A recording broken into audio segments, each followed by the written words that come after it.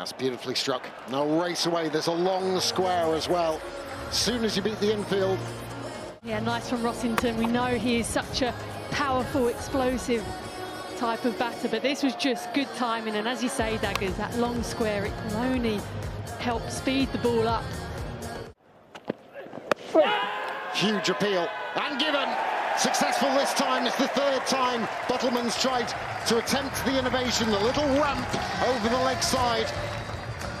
It was unsuccessful twice. And the third time, Hogan strikes. Square of the wicket, really, going over onto the offside. The first one that we saw, we thought, was just contact outside the line. This one, Alex Wharf thinks that's good enough. Oh, it's high. Perfect opportunity for two. And taken. Easily taken in the deep. It's Nisa with the safe hands. And it's Hogan's second wicket. His excellent T20 season continues. Made the move from Northants, looking to clear the long boundary, the square leg boundary. Comfortable catch. Shouts of catch it should be, and is. Easily done. Such a tame dismissal. Maybe a little bit of extra bounce off the surface. It was caught high on Pepper's bat. Safely pouched by Dan Douthwaite at mid-on. 3 wickets in the power play. And Pepper, we saw it the ball before. He was keen to try and target that leg side boundary straight. Runs in first class. Short this time, too short and dealt with. We haven't seen too many really short deliveries. It just holds up. It might have been a slow ball. We'll have to look again. So he can access that shorter ball. Look how that left leg just opens up. That is his strength. Look. And that little flick through the leg side. He's very good at it. 6 and a 4. And a good over in the end for Essex. 12 runs from it. 29 for 3. Just the length. Bit too short, then overcompensated and a little too full.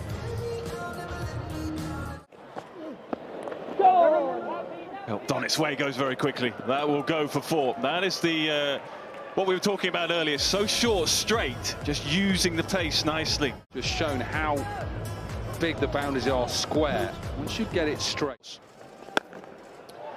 Gone a long way. Gone up a long way, gone a long way. They've just been building the partnership. Now it's time to go. Critchley goes again. He looks a good player tonight. He's coming down. I won't give it away. It's not fair. Teams are listening. And something just gives it away that he's coming at you. But he's a good timer of the ball. When I say straight down the ground. Oh, Salt. Well, he'll feel he missed out there. Oh, he still gets a boundary. I think he was thinking 6, but he gets 4. He'll take that. Oh, it goes big down the ground. That goes all the way. And that's what we've been talking about. The straight boundaries here are very, very short. An excellent shot. He decided. And he knows as well, he says. Slightly wider this time. Just wonder if that's wrong-footed. Short third there. Whether they were slow to react. Either way, though. The width was on offer, but the length as well. Edge taken. That's a good catch. As well as a thick outside edge. As we were just talking, this partnership was good for Essex, but it's just been broken. Dan Douthwaite coming round the wicket to the left-hander, just opening the body a little bit with the left leg going down the line of leg stump and playing away from him. Very sharp catch behind the sticks. And the shot's a catch, taken again. No, 2 wickets in quick succession for Glamorgan. They've been very, very good in the field with the ball. And he's removed both of the players who had that very strong 50-run partnership.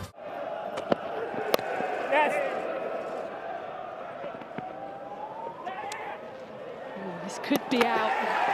He wanted the 2. There was a slight moment of hesitation.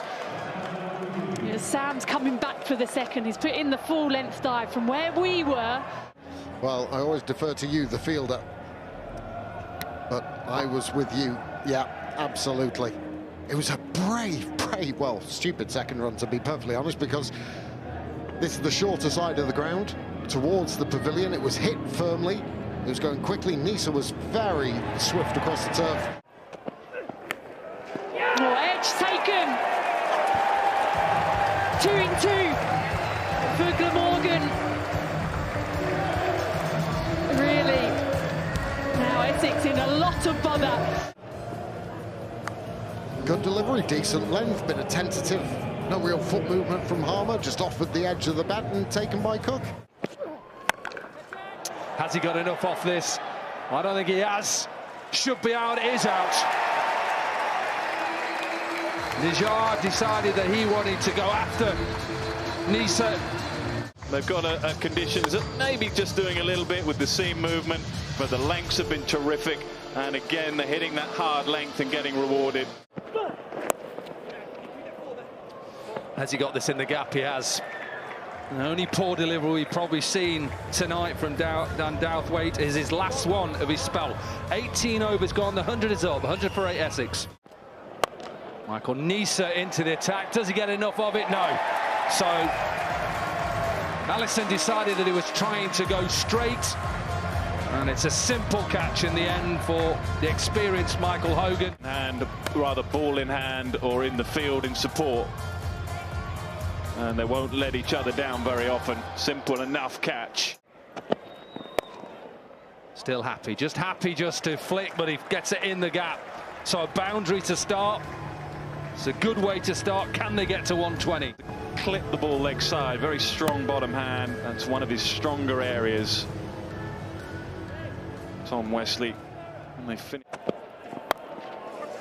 Full and wide, Wesley will just get an outside edge and they'll only pick up one. What a performance from Michael Hogan and all the seam bowlers tonight. He finishes his spell, 4 overs, 3 for 21. And Essex get to 113 for 9 off their 20 overs. Picked up, fielder in the deep, early breakthrough. Not game over yet by any means. Early wickets essential, early wickets got. Skipper goes. And this is a great start. Daniel Sams down the leg side, flick off the legs. Nice, simple catch as well. That slip in place now. Little over pitch. What a shot. Yeah, what a shot. Thumbs up from Michael Nisa, who's going, yeah, more of that, please, because that'll just calm down the dugout. Spoken about anything slightly over pitched, be punished here at Sophia Gardens. Lovely shot, lovely shot. Talking about Marnus Labuschagne, but Sam Northeast there just finding the gap. Surpassed what Essex were on in their power play right at the end of it. They were 17 for 3, so going along nicely. It goes back of the hand as well. So it's handy to have at least 2 slower balls. Finds the gap, goes quickly for 4. Just a variation, I think it was intentional, just trying to mix up the length. Sam Northeast looks in good touch, 18 from 14. Get it that far in front of square. Sam Northeast played very still, pivoted on that back foot. Down. Beautifully played and good piece of timing, and to add insult to injury, Paul Walter slips and goes through to the boundary. Yeah, it should have been stopped. Bowling hard, great watching. All mix up, should be out. Close. Does he get back? Labuschagne, I think this is close. Absolutely, you wonder why these players are so good. Catch it, catch it. Shouts of catch. They were interested for a while, but it's just evaded the fielder. Yeah, both sides just using their resources slightly differently. Think of Nisa and Hogan, Douthwaite, Wheel. That's a very, very good shot down the ground. That's the biggest one of the evening so far from Sam Northeast. Straight, yes, it's short, but that has gone a long, long way. But he's played enough to know that that is an excellent option here. Good use of the feet, and it is short straight, and he knew straight away. 33 years of age. Catch it. Well, this has gone a long, long way as well. And now Kieran Carson is in on the action. Kieran Carson. He hasn't quite found his touch yet. That's about the best of it so far. His fluency hasn't quite been there. And I think he's one to just look out for. Oh, straight through. And Essex have got the breakthrough they've been looking for. And it's Critchley, first wicket for him this evening. Much, much needed for Essex. His most likely wicket takers. I'm surprised he took him out earlier. And this time he's brought him back in. Good work from behind the stumps. Yeah! Holden played on, bottom edge. Najjar strikes. The dangerous northeast, who's played so nicely, a runnable 44, has to depart. Probably a little too late for Essex. Bottom edge, drags it on, tries to stay leg side and cut it away. Disappointment for northeast. A wicket here. Will he look to be aggressive? Hit him over mid-off, mid-on. Exactly. Fields up. The gamble was on. Why not? Release the pressure. Maximum. Question was answered in imperious fashion. Catch it, catch it, catch it. Goes again. Not as cleanly struck this time. I think the job has pretty much been done. The 100 has been brought up. 4 overs remain, 100 for 4. Whether it's that hamstring, but he's just decided to tee off. You can see that right hamstring. Have some of that. That's gone a long way. Longest part of the ground as well. Diagonally here as Sophia Gardens. Cook getting in on the act. Deep in his crease, baseball style. Smashed. What a strike that is. Slow ball from Sams. Cannoning into the side screen. Fields up, slower ball in the slot. Short boundary.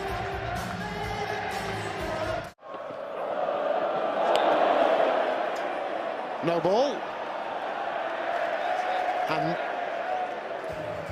And that is done. Done by a no ball. Way over the batsman's head. A tame way to finish the game, but Glamorgan don't care. Victory for them, 6 wickets, the margin. They get back to winning ways.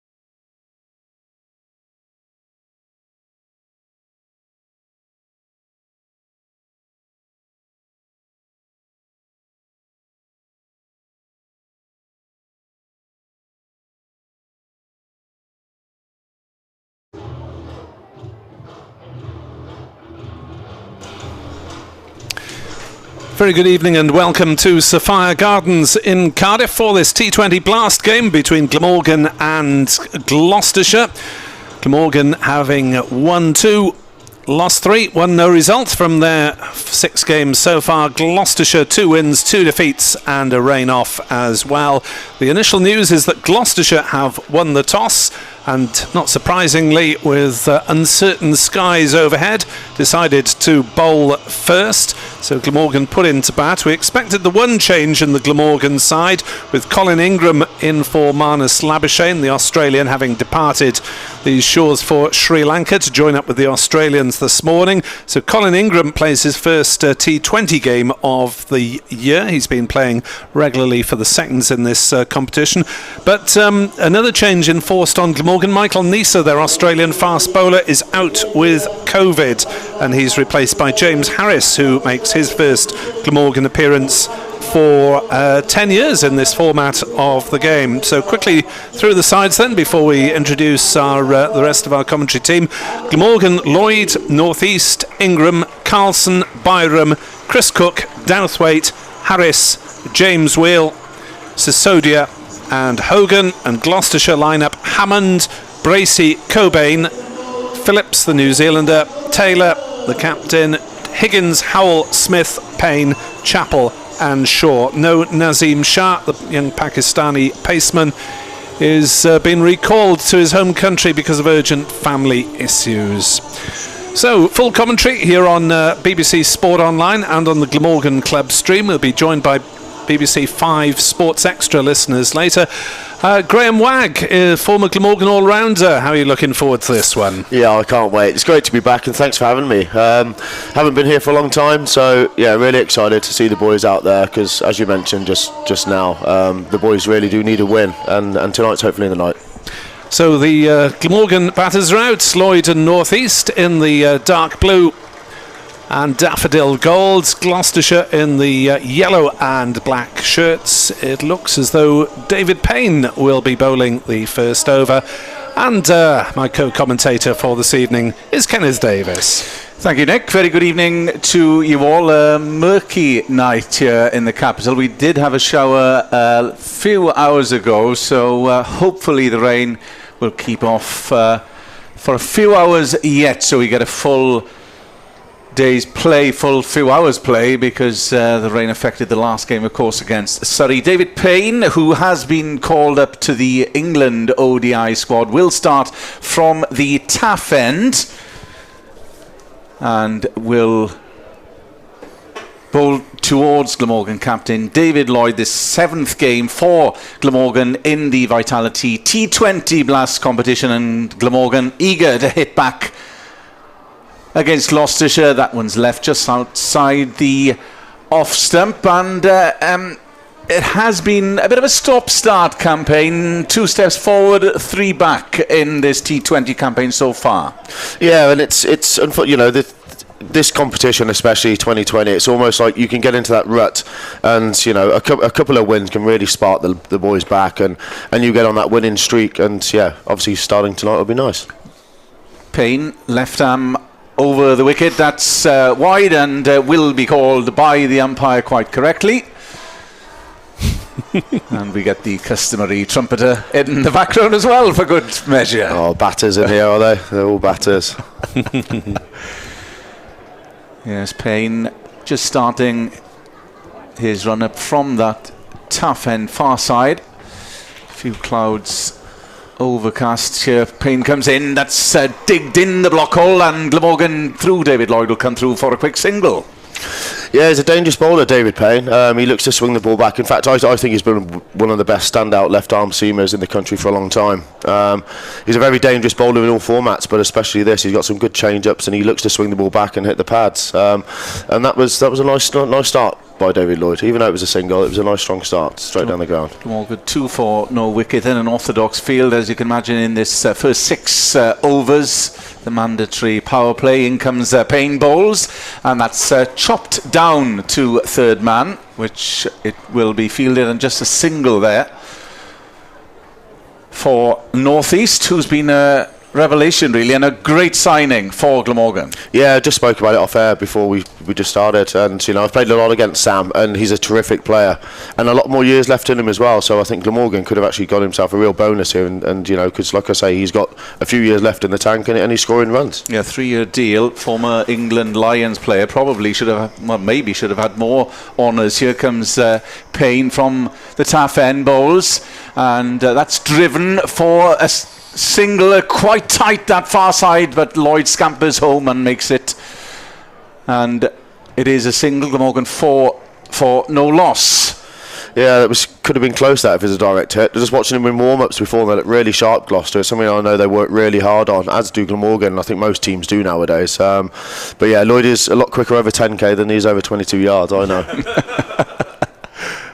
Payne, left arm over the wicket, and that's just looped into the air. There's no run as it's fielded by Payne himself. So mid-on, mid-off. Point. Cover. Fine leg and third man. Customary T20 fielding positions in this first over with Glamorgan 4 for no wicket. Payne comes in again.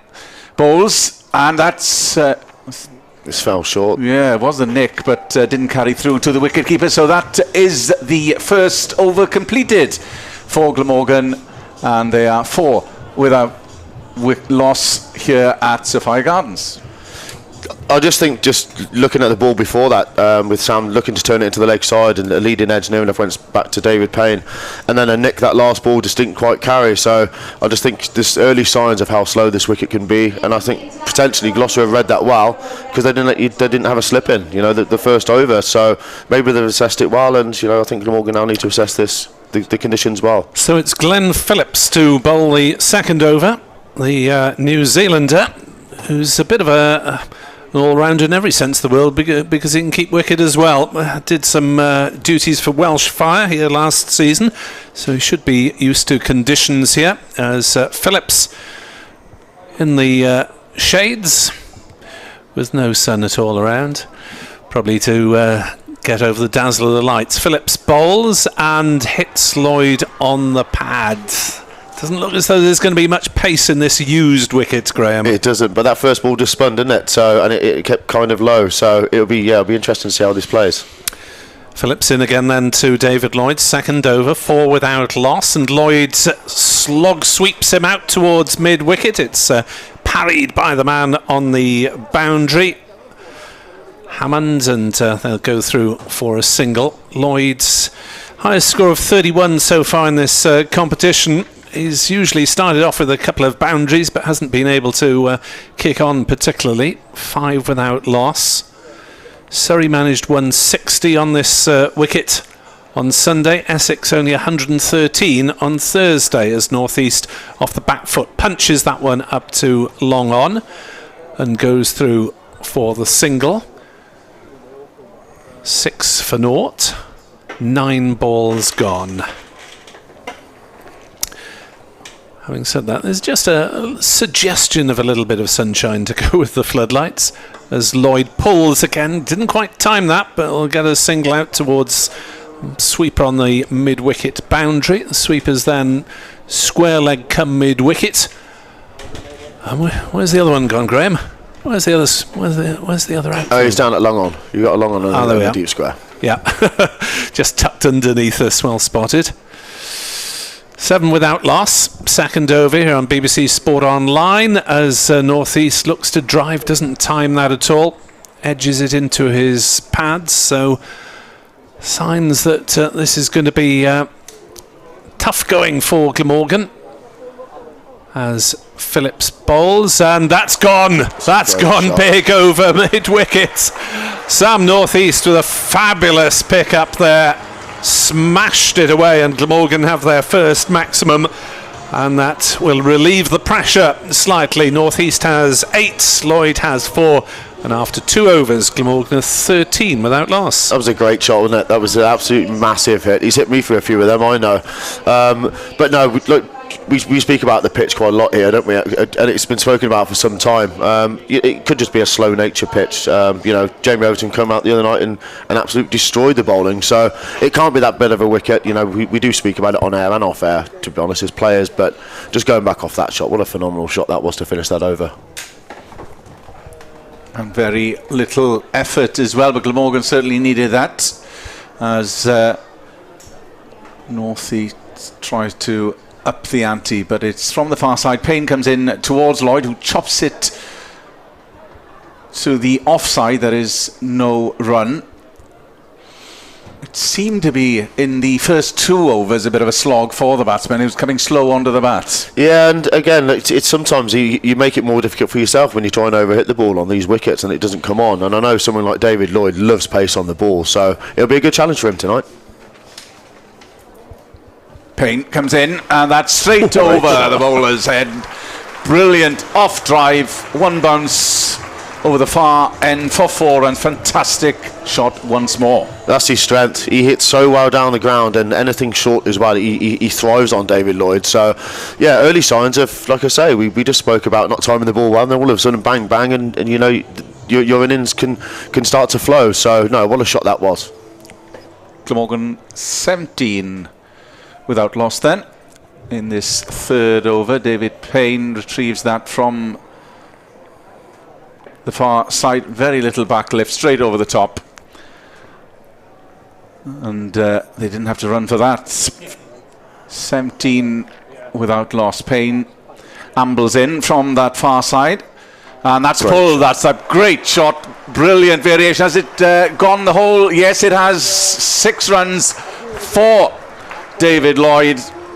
Well, the last one straight down over the bowler's head. This one pulled. 1 bounce over the...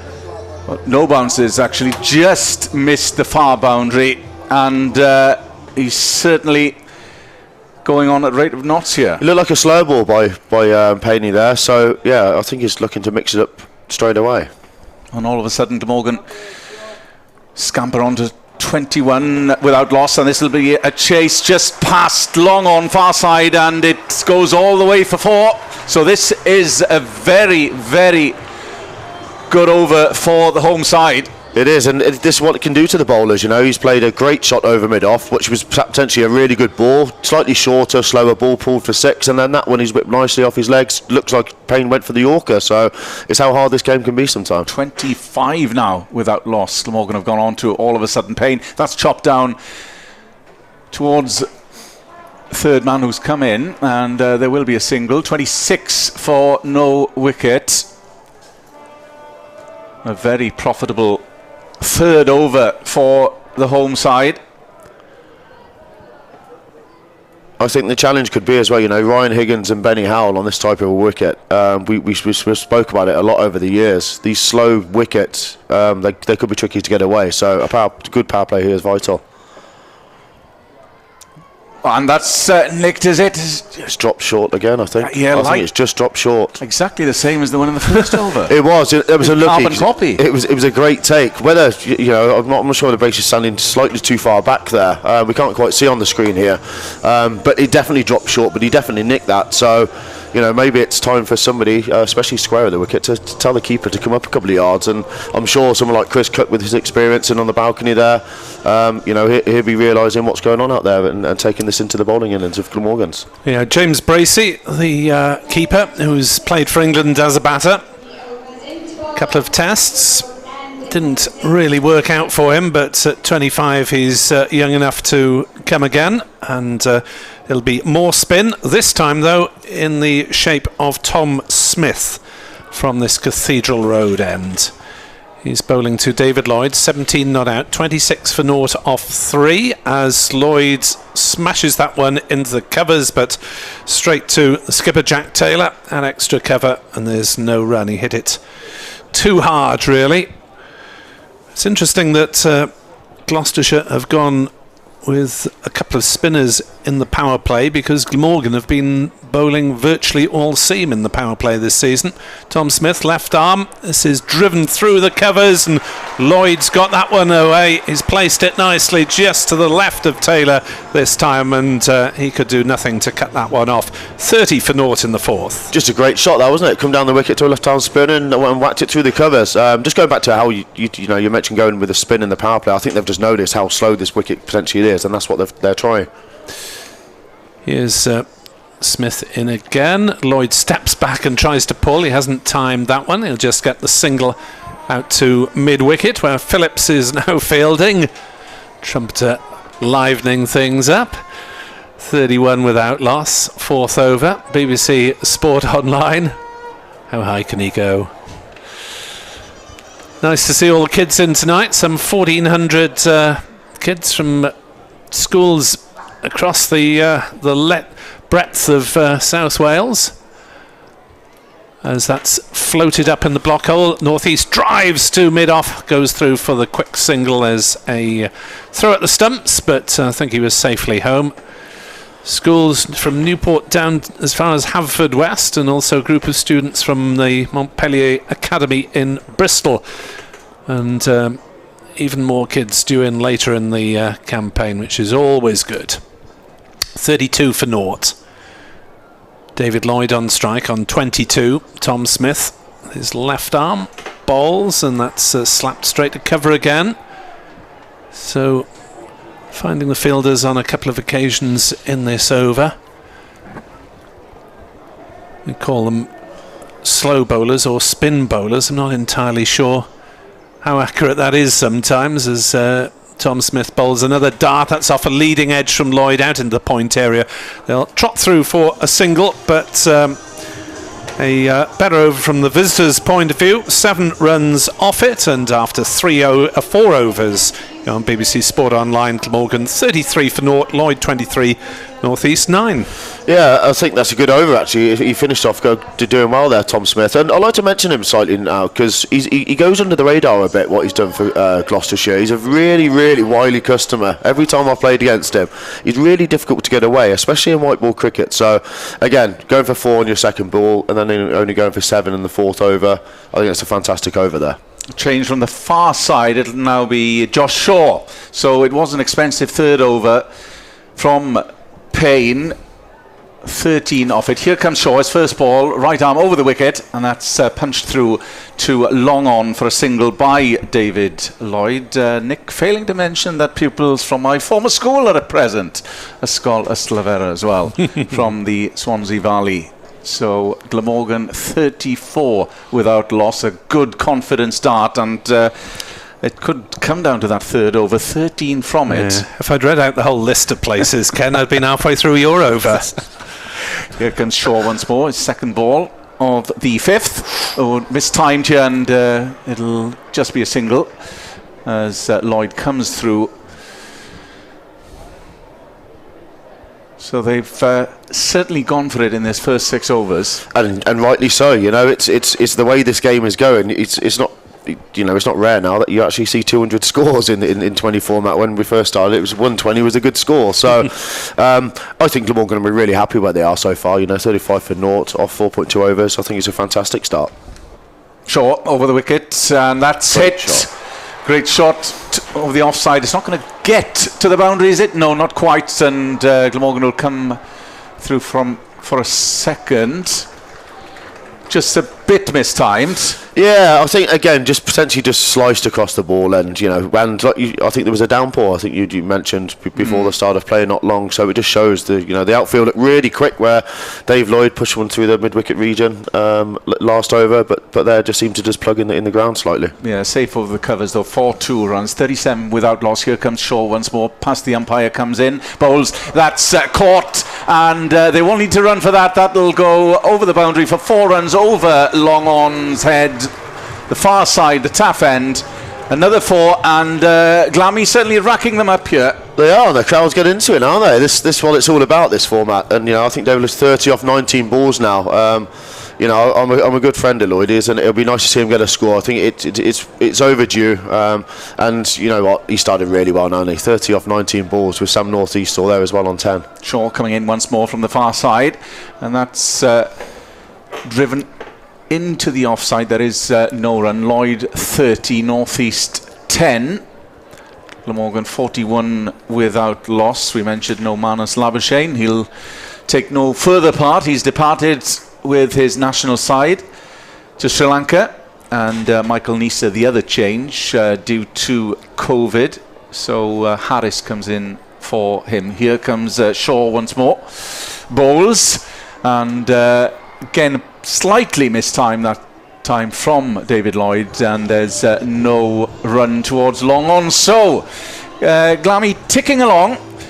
We've had 5 overs, and they'll be happy, and but they'll be wary that they still need to crack on from here. 41 without loss. Yeah, rightly so. But 41 or 5 overs for no wickets down, especially with a big Ingram to come back into the side. So it'll be fantastic to watch Colin come back in tonight.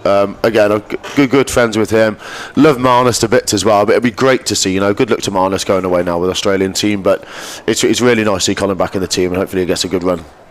So the final over of the power play will again be spin from this Cathedral Road end with a slightly longer boundary out towards the leg side at mid-wicket as Smith bowls, and North East turns it towards that leg side, and they'll settle for a single as Phillips does the fielding. The rope is again about 25-30 metres in from the grandstand on that side of the ground, so it's a bit of a long distance pier from the grandstand, and no surprise therefore that a lot of the crowd have chosen the ends or the pavilion sides and the jellyfish stand, the family area. Phillips bowls again, and clipped away by Lloyd into the mid-wicket area. They look for 2 this time, but Phillips is in too quickly, and they have to settle for the single. 43 without loss. Smith, sorry, thank you. Phillips is fielding out at mid-wicket. Smith,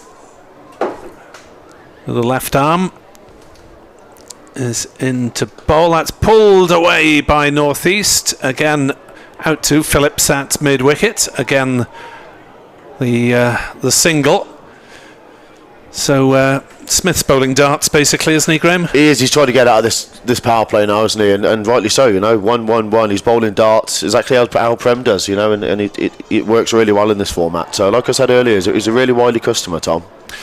44 without loss.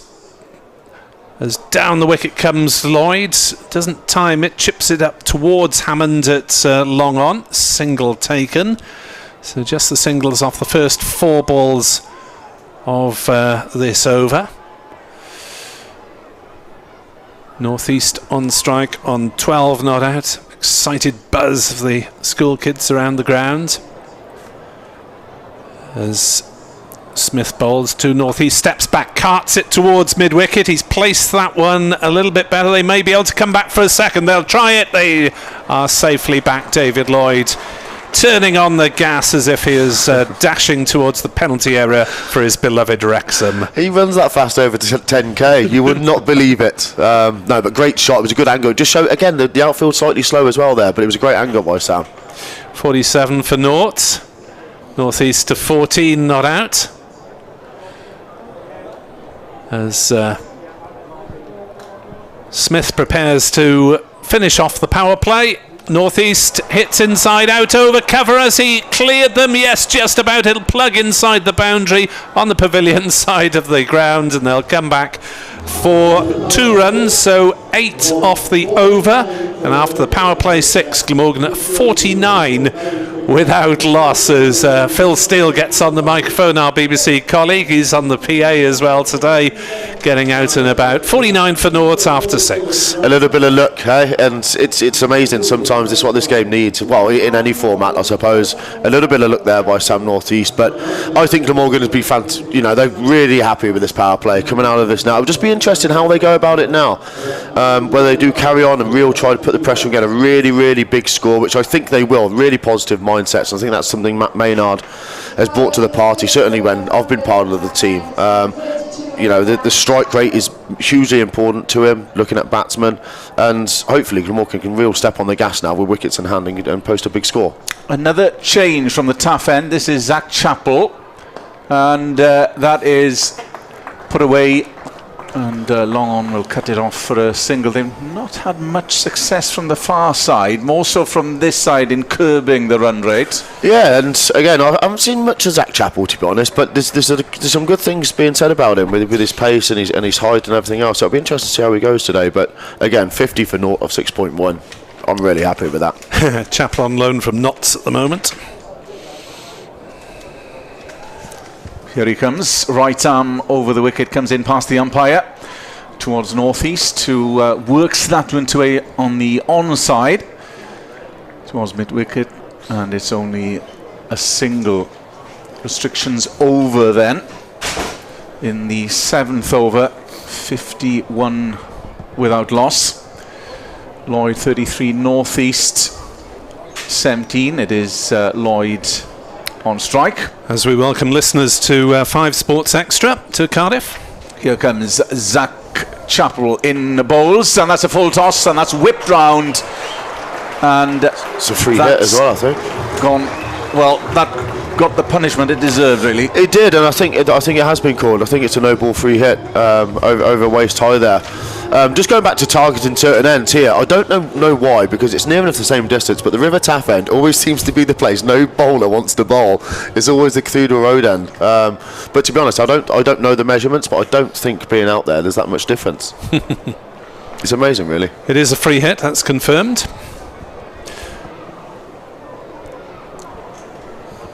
So Lloyd will try and get his eye in here. Chappell comes in, bowls.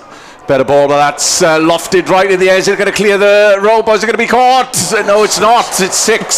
So a very profitable over once more for Glamorgan and for Lloyd. Just for a moment, I thought he just momentarily mistimed, and it was going to be caught right on the far boundary. Yeah, it was a free hit, so it was, you know, it didn't matter whether he was caught or not. But again, I think fantastic position there from Dave Lloyd. It was a slow ball, I think it looked like there from Chappell, so he did well to adjust there and just tend to, just about got it over the rope, we should say. 63 without loss. Chappell comes in, bowls, and that's cut away on the offside. No run. It stopped at just backward point.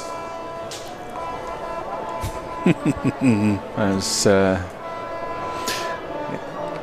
listeners to 5 Sports Extra can enjoy the trumpeter, who will hopefully be with us through the evening. Or not, as the case might be. So Gloucestershire under some early pressure here. They need a wicket desperately to curb the run rate. Here comes Chappell from the far side, the tough end. That's a better ball, and that's worked for a single on the onside backward square by David Lloyd. Yeah, again, I think Zach Chappell taking the pace off the ball there, and well played again by Dave Lloyd. Turned 44 off 28 now, with Sam Northeast playing that sort of holding role of 17 off 14 balls. Yes, he hasn't had as much strike as Dave Lloyd, but again, being naught down and Sam Northeast still there with the Kingram to come and everyone else, it's a brilliant start. Yeah, these two have certainly got their eye in now. Lloyd 44, Northeast 17. Here comes Chappell once more. Pulled. Quite timed that time by Northeast. It's only a single out to deep cover. So Glamorgan scampering on to 65 without loss after 7 overs. And the gloves are coming on, the gloves, the sweaty palms already. But no, again, brilliant start, fantastic start. I think now, when you see, like I mentioned it early on, with Ryan Higgins, Benny Howell coming on now, they're going to take a lot of pace off the ball. It's what they've done for a while now, and very successful at it. So it'll be really important phase now for Glamorgan to see how they can manage them. Tom Smith now to bowl his 3rd over, and he's bowled quite nicely so far. Voice of former Glamorgan, Warwickshire and Derbyshire all-rounder Graham Wagg, now leading Shropshire in the national counties, here on BBC Sport Online and on 5 Sports Extra, has driven down the ground by Northeast. They'll think of a second, but Hammond comes sprinting in off the long-on boundary to do the fielding. So Glamorgan with 5 points from their 6 games, Gloucestershire with 5 from 5, both looking to stay in touch with the right end of the South Group. As Smith bowls, Lloyd brings out the reverse, which is not that frequent from him, but he gets a single down towards third man, 67 without loss, and this David Lloyd's best score of the season, 45 not out. Previous best 31 in the half dozen games before this. Such the vagaries of T20 competition as Smith bowls and North East stepping back, trying to force through the offside but doesn't quite time it. Finds the cover fielder and there's no run. 2 changes for Glamorgan. Marnus Labuschagne's departed to Sri Lanka with the tour of Australia, and Michael Nisa, the other overseas, has COVID, as that's really fired in by Smith. Turned on the leg side by North East, single taken. So the Glamorgan changes bring in the South African batter Colin Ingram and James Harris, playing his first T20 game for Glamorgan for 10 years, having been at Middlesex for that period. And Gloucestershire unchanged from their last match with their Pakistan paceman Nazim Shah unavailable for family reasons. Swept away by Lloyd. Oh, he's found the gap there, past fine leg up in the circle, placed that one very nicely, 72 without loss. That's his more natural shot, I think, what you were talking about. When you see Dave Lloyd reverse sweeping, it's not something I've seen anything recently of him, to be honest. He might have been working really hard at it in the nets, but it's certainly not one shot I've seen him play before. That's his more of a natural shot, and surprise, surprise, paid off, and we got 4 runs for it. Here is Smith then, to finish the 8th over. This a used wicket. It's seen duty for 2 games or 1.5. As Lloyd off the back foot turns on the leg side. That'll be his half century. A look for a second, but Hammond is aware of that danger and comes sprinting in off the boundary. But David Lloyd's half century comes up off just 31 deliveries, which is decent timing at any time of the game. And Glamorgan are 73 for naught after 8. Brilliant from the captain. I think he needed that, and it will do Dave Lloyd his will to go with confidence, I should say. He's a very confident player, and I think this will help him out immensely. 50 off 31 balls. What a great start. Yes, indeed, 73 without loss, and the cavalry to come as well, we'll have to mention, in the shape of Kieran Carson, Cook, and notably a certain Colin Ingram as well, who I'm sure many are excited to see back. Big hitting South African, who is notable T20 stroke 40 over player, but will play a contribution in the longer format this year due to Marnus Labuschagne's absence. So we are starting the 8th over. Glamorgan 73 without loss. That's cut brilliantly into the offside, through the covers for, well, past point actually, just behind point for 4 runs. Beautiful. We're talking about Benny Howell, his first ball goes to 4. It's a strange game, isn't it?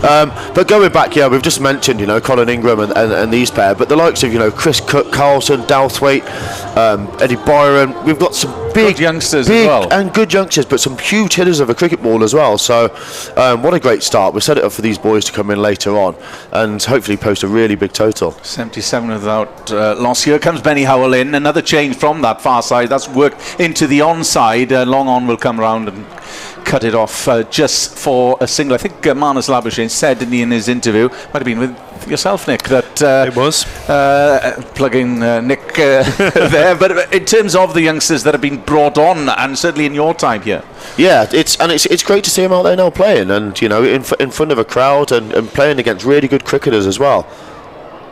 Howell comes in, right arm over the wicket. That's dug in, and fine leg cuts it, another single.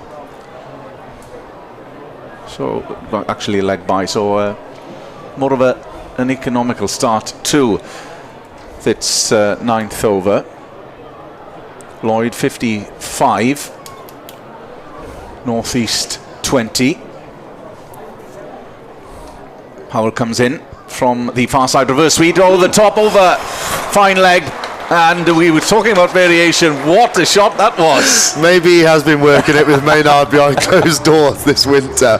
What a shot that was. Reverse sweeping Benny Howell there. Just quick mention, you know, we speak about the big hitters, what Glamorgan have got, but I've sort of, in my age now, looked at, if you score a boundary, one and over, and then you're scoring a single, you know, you're still getting up to nearly 200 now. And we always seem to think we need to score 5-6 boundaries and over to do that. 83 without loss.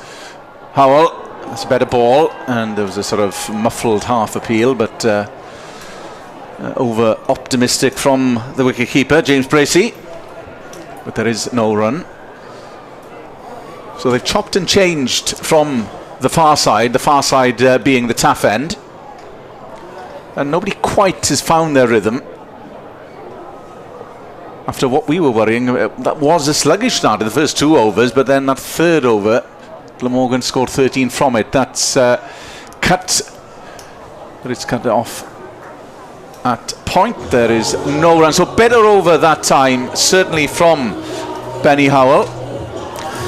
Better end to it, certainly, in Glamorgan are 83 without loss after 9. Yeah, you know, and we looked at that over from here and actually said that's not a bad over for Benny Howell, but you look at the score and it's we've got 10 runs off it, so, you know, we go 10 and over now, and all of a sudden you are up to the near enough the 200 stage, which I think on this wicket will be a phenomenal score. Long way to go yet, so I don't think I'm going to get too far ahead of myself thinking 200's par, but again, wickets in hand is absolutely vital with this, and I like the way we're going about it as well, that we're not easing off the gas. We're still looking to score that 10 plus and over, which again will give us up close to sort of the 190, 200 score.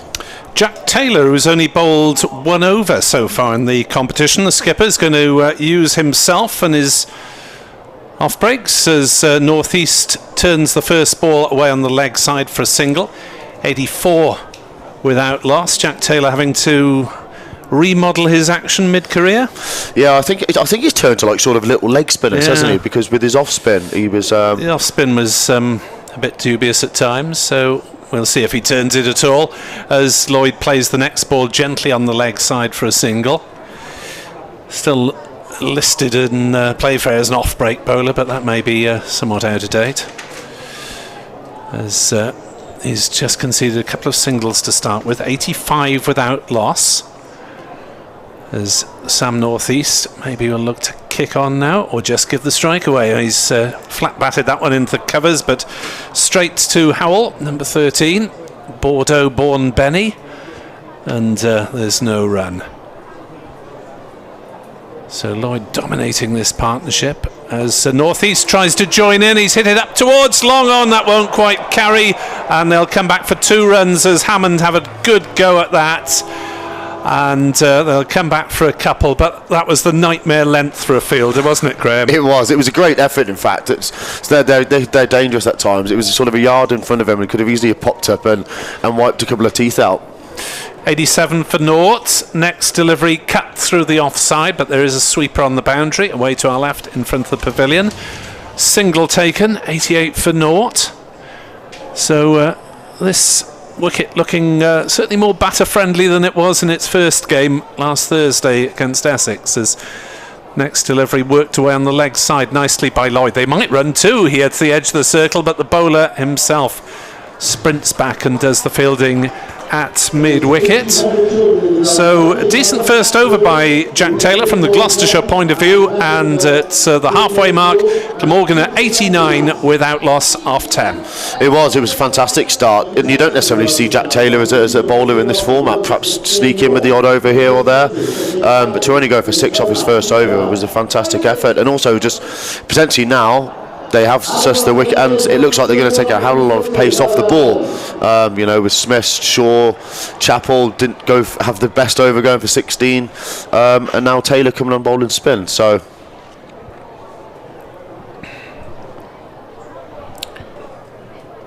Howell will continue.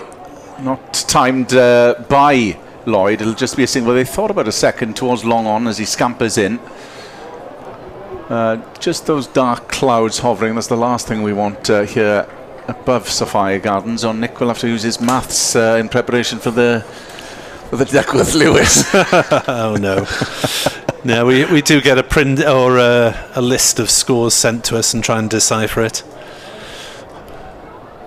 Howell, right arm over, and that's gone through, and that's bowled him out. Northeast has fallen to Howell, and that was a shame because these two put on 90 for the first wicket. They were looking good, they had their eye in, but Gloucestershire have got a crucial wicket, and they needed that one. They did, but what a great partnership to start with. And but to be honest, I think Sam he'll walk off there and they feel slightly disappointed. 24 of 24.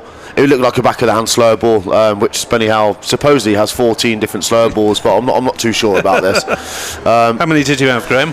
I tried 3, I think, and one of them worked, and that was I should say sometimes, but I believe he's actually been over to America, and he studied how the actual pitchers pitch with the ball. But so I think that's how the knuckleball that actually came out. So it was a definite slow ball. Like I say, 24 off 24. I don't think Sam would be quite happy with that. But saying that, 90 for 1 off 10, I think we have to take that. Well, he was launching into it. And he was eyeing mid-wicket, but it went through the defence. And that is the first wicket for Benny Howell and for Gloucester. So in comes Colin Ingram. And everybody, I'm sure, in this ground looking forward to seeing the South African. 41 on his back, someone who's globe-trotted in the leagues. He's been Bangladesh, Pakistan, everywhere, I think. He's travelled the world, living the life of luxury, playing 2020, hasn't he? Yeah. Now he's back at Sophia Gardens, round the wicket this time, and that's driven and to the offside cut. Oh. No, it's not.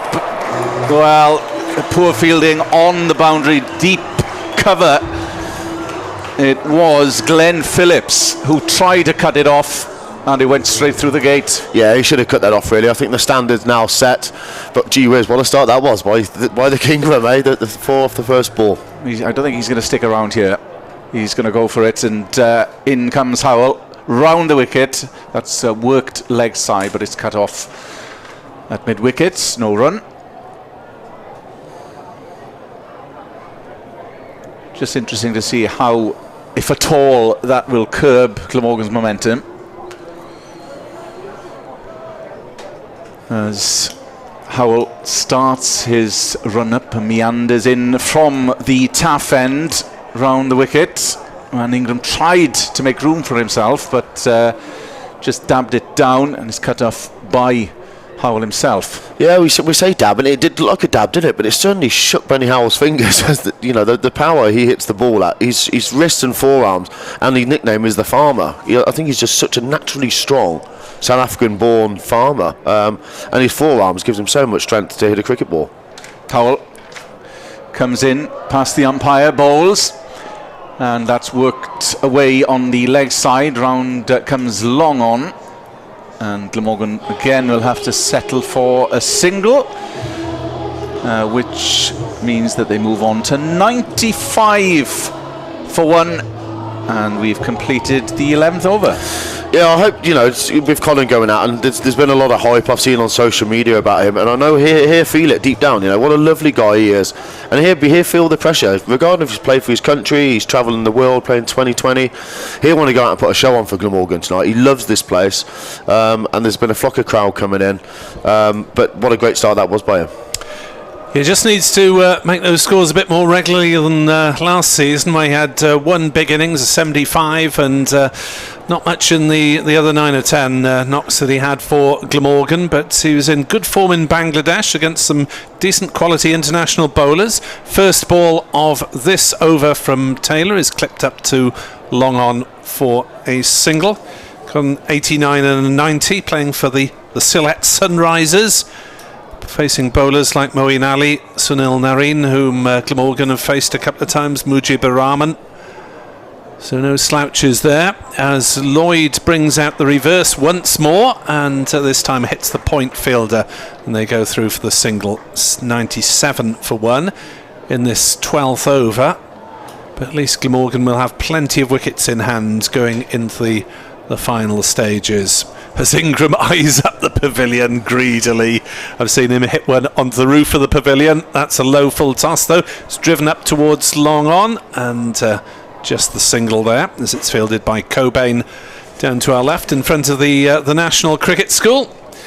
98 for 1 Glamorgan, halfway through the 12th here on BBC 5 Sports Extra and BBC Sport Online and on the club video stream, as Lloyd pummels the next ball up to long on, single taken. So Taylor is forcing the batters to hit the fielders to some measure.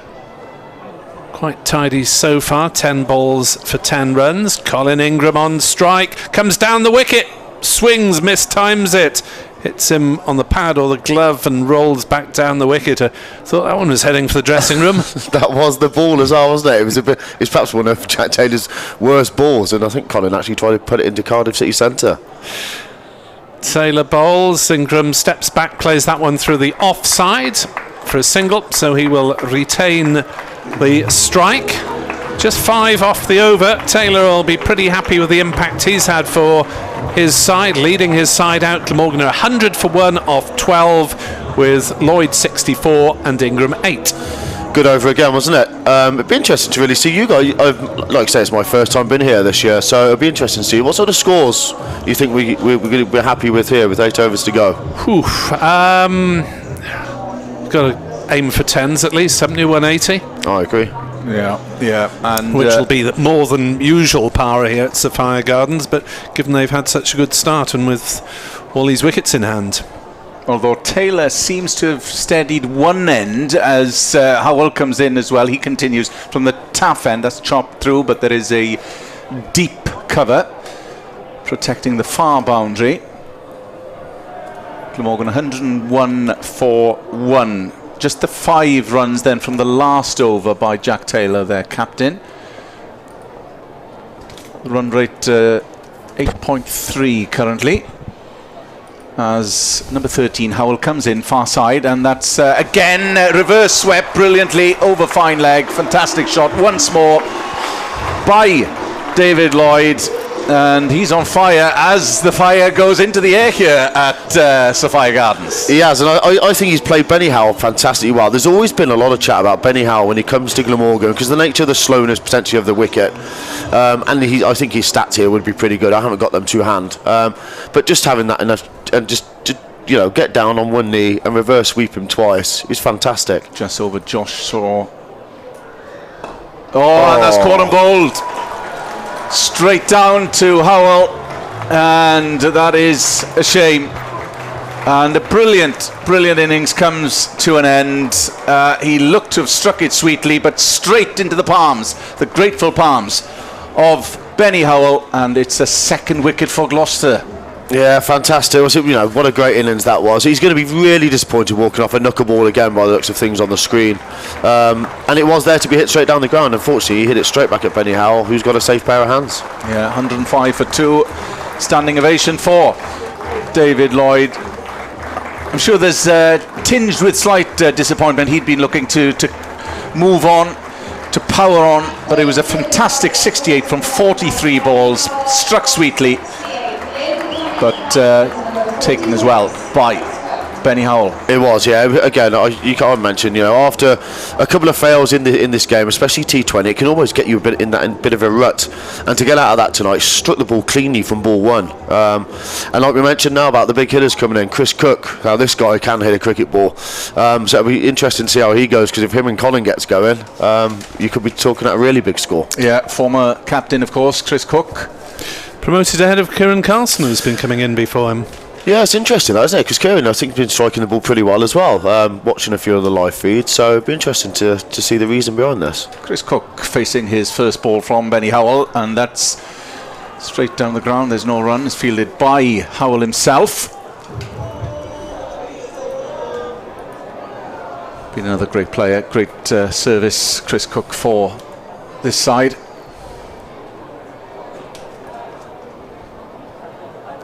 So 2 South Africans at the helm.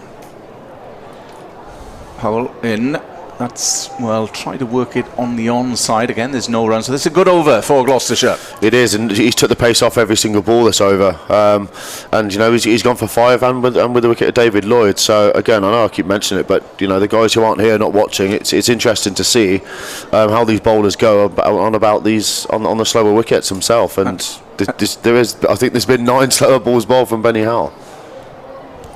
Starts his run up from the taff end past the umpire, comes in, bowls right arm over, and that will be a single down to long on. And they've worked in tandem, haven't they? They've worked in just a slight partnership. We saw Jack Taylor just tightening up this Cathedral Road end.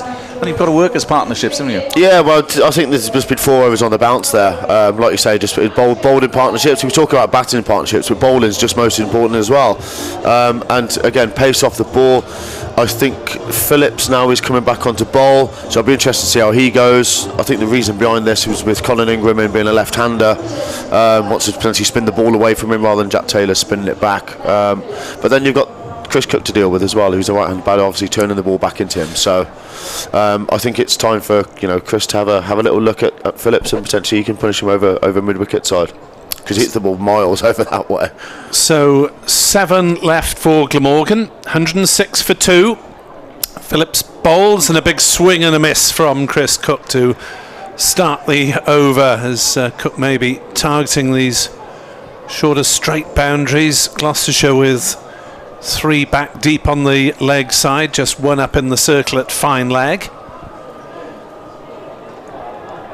So Phillips is in to bowl to Cook again, who's flicked that one up towards square leg. There might be a second run. Yes, they'll take on the arm, and in fact there's a misfield by Higgins out on the square leg boundary, so the second run is quite safe. 108 for 2. I think I'd be tempted to put a boot through those PA speakers sometimes when they play that sound effect.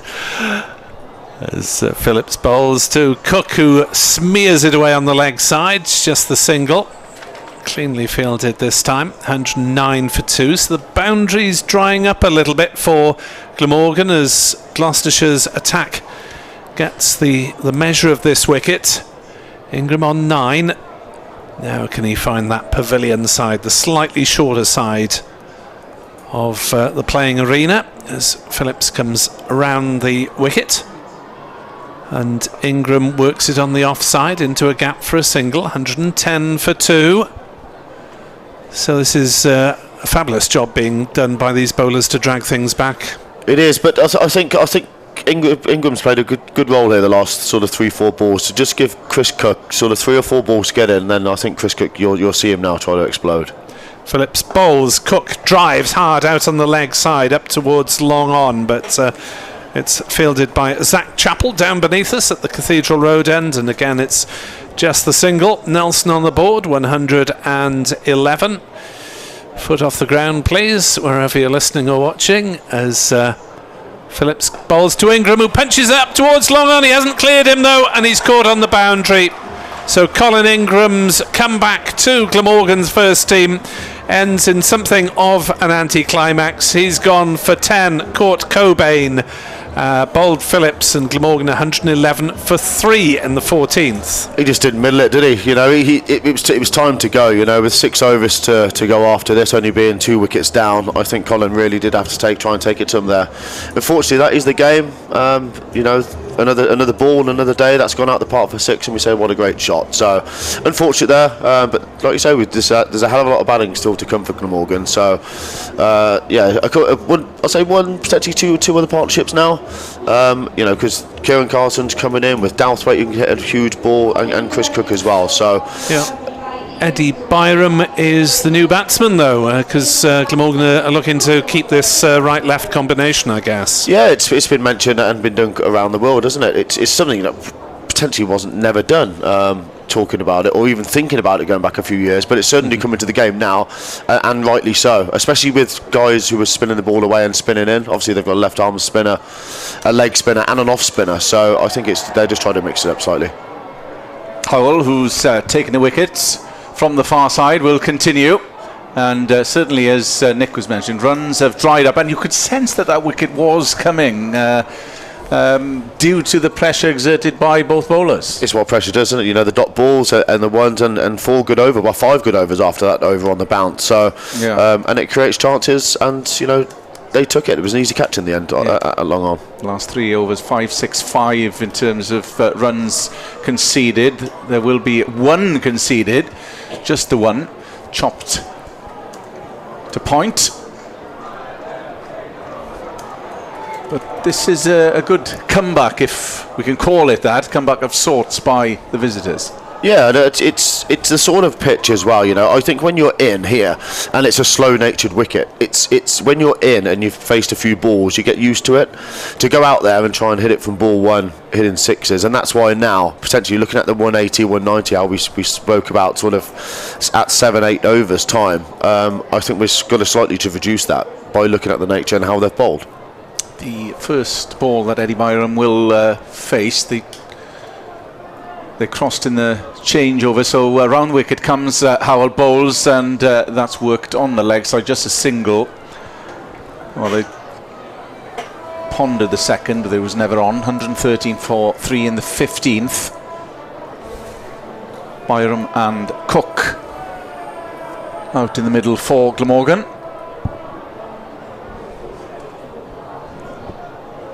Cook now on strike. He's on 6. Byram just has got off the mark. Here comes Howell back over the wicket from the taff end. Comes in, bowls Fullish. That's smacked straight over mid-wicket for a 6. And as straight as he hit it, he knew that was from the meat of the bat. That's what he can do, and he certainly hits it far enough. If Chris Cook hits it, it certainly didn't go over by 2 yards. He just hit him into the stand, and he picked the slow ball really nicely, I think, though. 119 for 3. Morgan could do with another boundary here. Just 2 remaining in this over from Howell, who's bowled beautifully from that side. And that's straight over the bowler's head. No, long on and long off, were scampering to try and cut it off. They couldn't do so. So that's another for 10 now from the last 2 balls. That's more like it from a Glamorgan perspective. It is, and I've bowled obviously quite a lot against Cook in the nets, and he picks the slower ball so well. It looks like there he's just picked Benny Howell's 2 slower balls very easily. Gone 1 over mid wicket, and then he's gone slightly fuller, and he's sort of flat batted him straight back over his head. Howell comes in, bowls, and that's worked to the leg side. Long on comes in, and it'll just be a single. Initially, that last shot, I thought it was in and out, but he just caught it magnificently. He did. He hit it really well, didn't he? Like I say, he picks the slower ball, and you know, for people who perhaps have played a bit of cricket to come into the game of obviously years and years ago, but there's so many different varieties now, and to try and pick them, but when someone like Benny Howell's bowling, I think Chris Cook there is just personally just set up just for the slower ball. It doesn't matter because his quicker ball is not quick enough to worry you anyway. So it's almost like he just sat up for every single slower ball and then executed his shots. And what a great finish to an over that was. Voice of former Glamorgan, Derbyshire and Warwickshire all-rounder Graham Wagg on BBC Sport Commentary alongside Kenneth Davis and myself, Nick Webb, for BBC Sport Wales. 124 for 3 in the earlier South Group game, where Hampshire were comfortable winners over Middlesex by 9 wickets, set just 143 to win. As new over starts with Cook carting one up to long on. Smith the bowler, single taken. So Howell's through his 4 overs, 2 for 34 he finished with. And we're going to see Smith bowling out in this over. Quite possibly Phillips making it a trio of spinners bowling out. We'll see. As Smith will come over the wicket to the left-handed Byram. 125 for 3. As that's a nice little cut down to third man, but third man's up in the circle, and they'll go through for the single. 126 for 3. Byram's second run for the former Somerset man who made his Glamorgan T20 debut at Somerset, top scored with 37 in the defeat down there. As Cook is stepping back and forcing that one into the offside. Single taken. 127 for 3. Ball back in the hands of Smith. Buzz Utney in the background, the 1,000+ school children in the ground tonight. It's always good. As that's turned away on the leg side by Byram, but just the single taken again.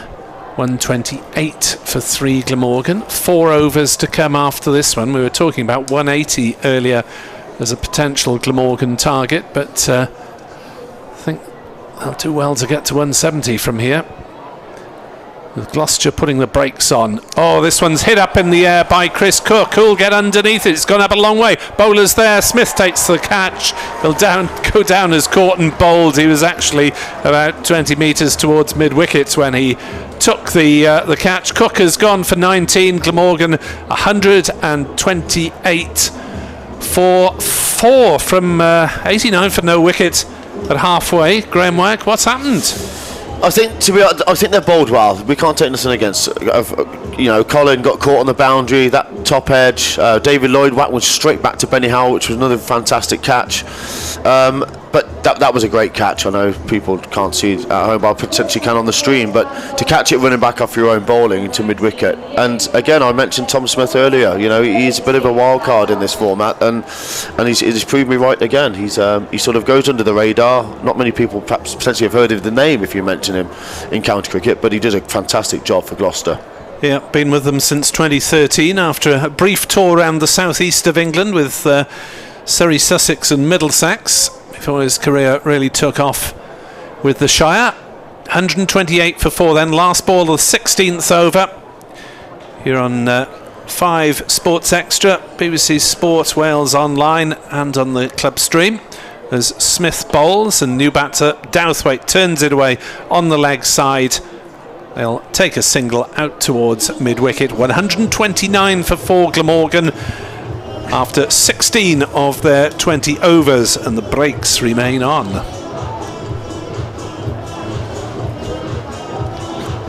And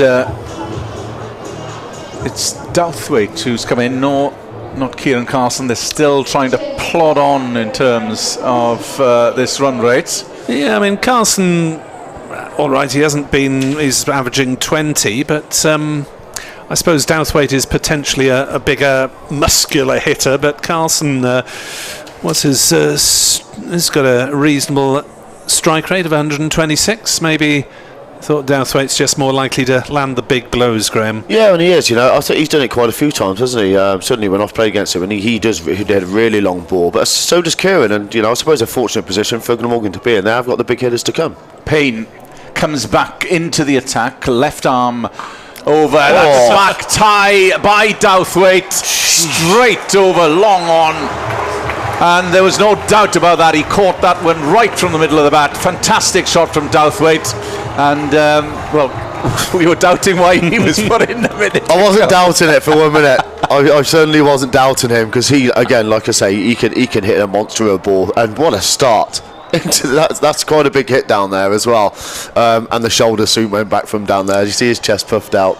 Glammy just needed that as well, just to hit back after a few tough overs where Gloucester have cut the run rate certainly and picked up a few wickets, but that was a clean hit from the young all-rounder, 22 years of age, Dan Douthwaite, who'll face this second ball from Payne.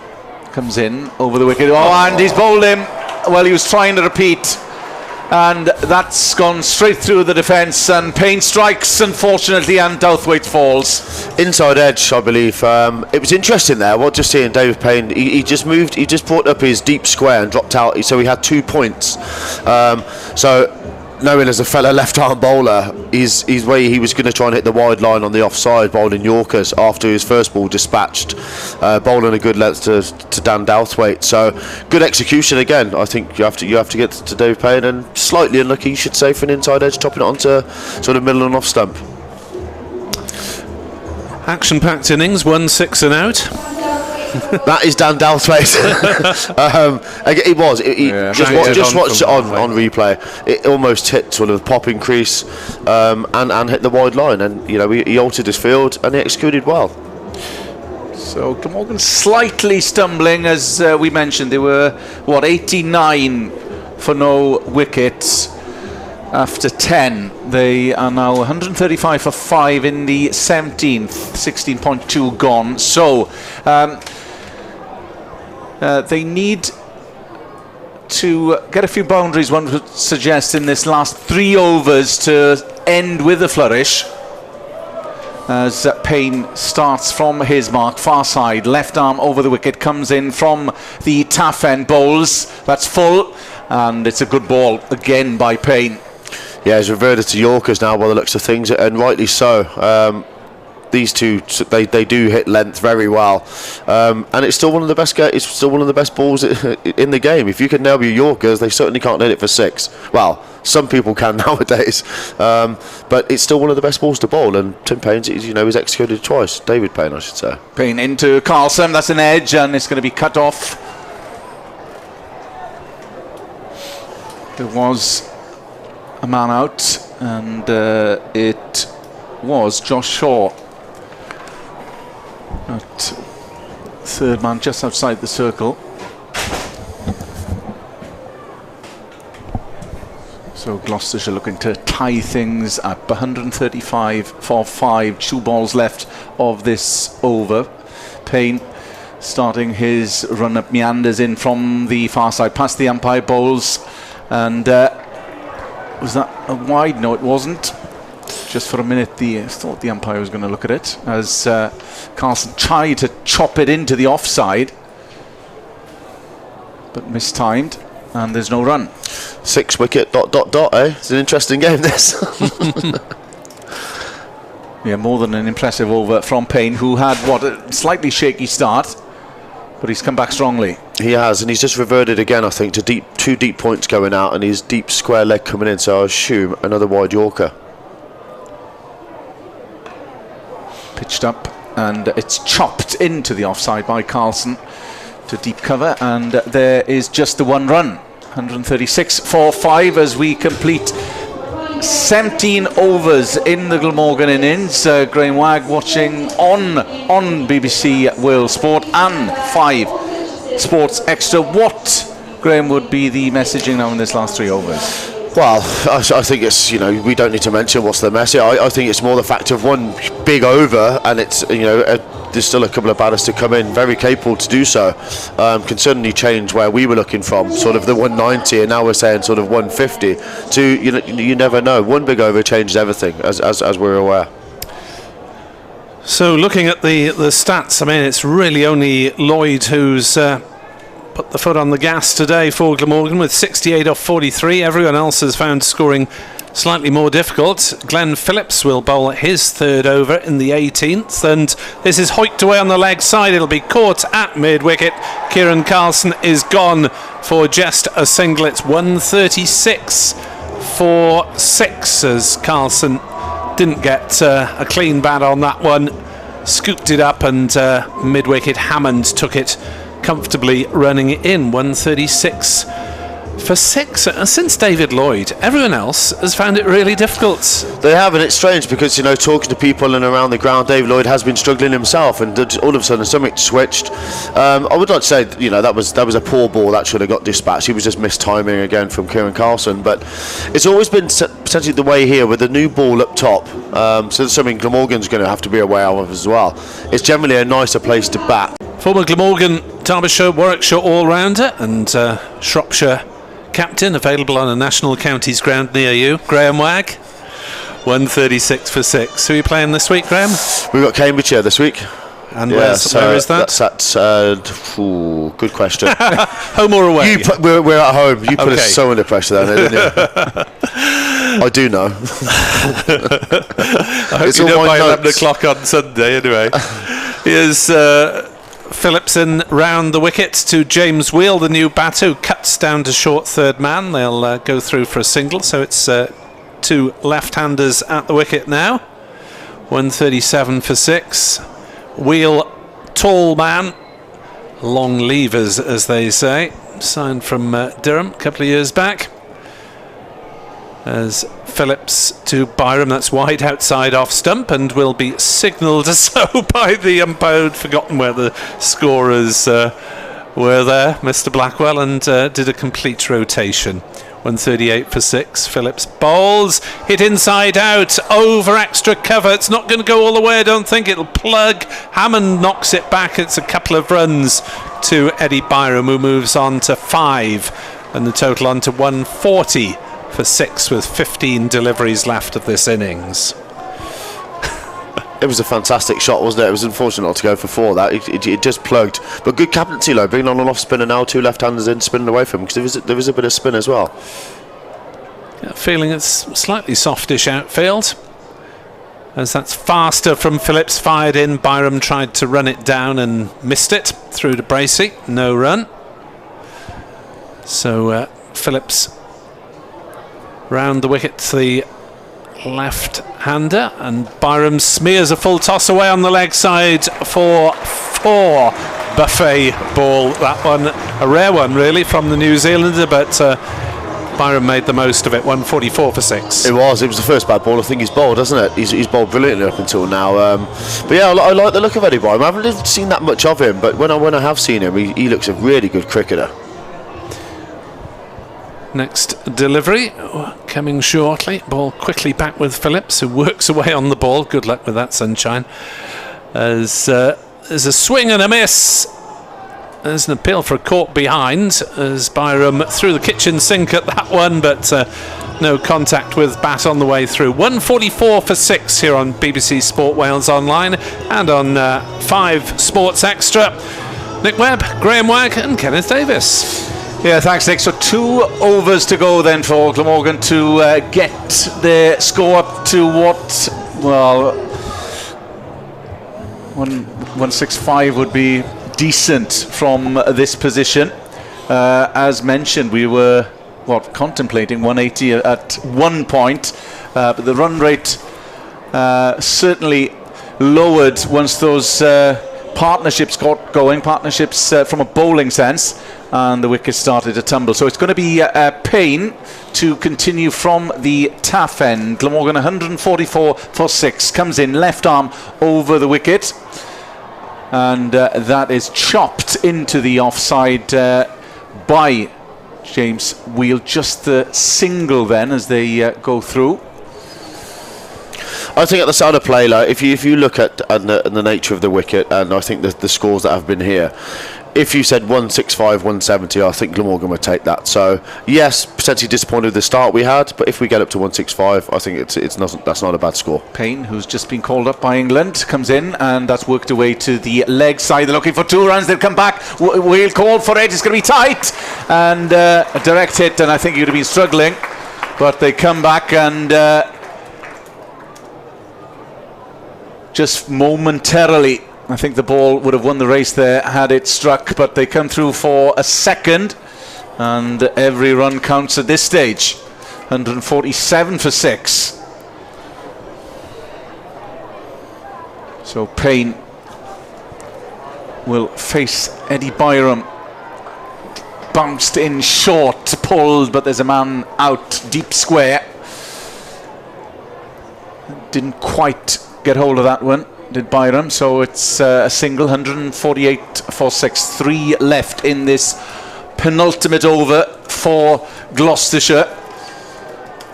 And credit where credit's due, at one stage the run rate certainly was getting away from them. They've hit back, they've been economical, they've tied things up. As Payne comes in, the 4th ball of the over, past the umpire, left arm over, and that's a little fortuitous cut. Well, it was almost a Chinese cut, and it's gone fine for 4. That used to really annoy me. I'm sure it did. But great execution. Nick's down there, puffing his shoulder. I didn't do that, Nick. The double teapot. I can't say on air what I used to potentially say out there, but no, a bit of fortune, and you need it. It's 2020. Everyone's out there enjoying themselves, and a bit of fortune there for Eddie Byram. He's too fine for Josh Hawke. Here comes in, Payne comes in, and that's bowled him. He's bowled him. He comes back strongly. and that's what good bowlers do. That was deep in the block hole, and James Wheel, well, tried to make space for himself, but straight through the gate, 152 for 7, and just the one ball. And I'm sure you would have been happy with that response. Yeah, I would have perhaps celebrated a little bit more there than what Payne did. Would there been a few verbals? No, never, chance? Nick, never. No. It's a good job we didn't have a sound effects microphone on the stumps when you were bowling. Oh, there were some nice things said out there as well, trust me. It wasn't all bad. But James Harris coming in, he can also strike a good ball, and good to see him back in the team as well. Yeah, good lad from Bont of Illais, Swansea Valley lad. Actually lives opposite me these days. Don't see much of him because he's on the road, obviously. Is he these yachts down in... I haven't had an invite yet for the housewarming, anyway.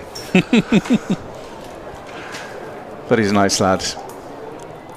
Back after all this time. Yes, Middlesex, he was on loan as well with Kent for a spell, wasn't he, as well, James Harris? But Payne comes in to Harris. That's a fantastic shot. Will it go all the way? No, because long off, cut it off, and that's good fielding on the boundary. It was great fielding, and again, mentioned before, this is what they do well. You know, Gloucester, they're not known as potentially like the biggest team around, but you know what, they fight, and they fight well together and hunt in a pack, especially in these middle periods, and that's what they've done to Glamorgan today. So 153 for 7. We've just heard thoughts of former Glamorgan player Graham Wagg, but to take us through to the 20, it's Nick Webb. Thank you very much indeed, Ken.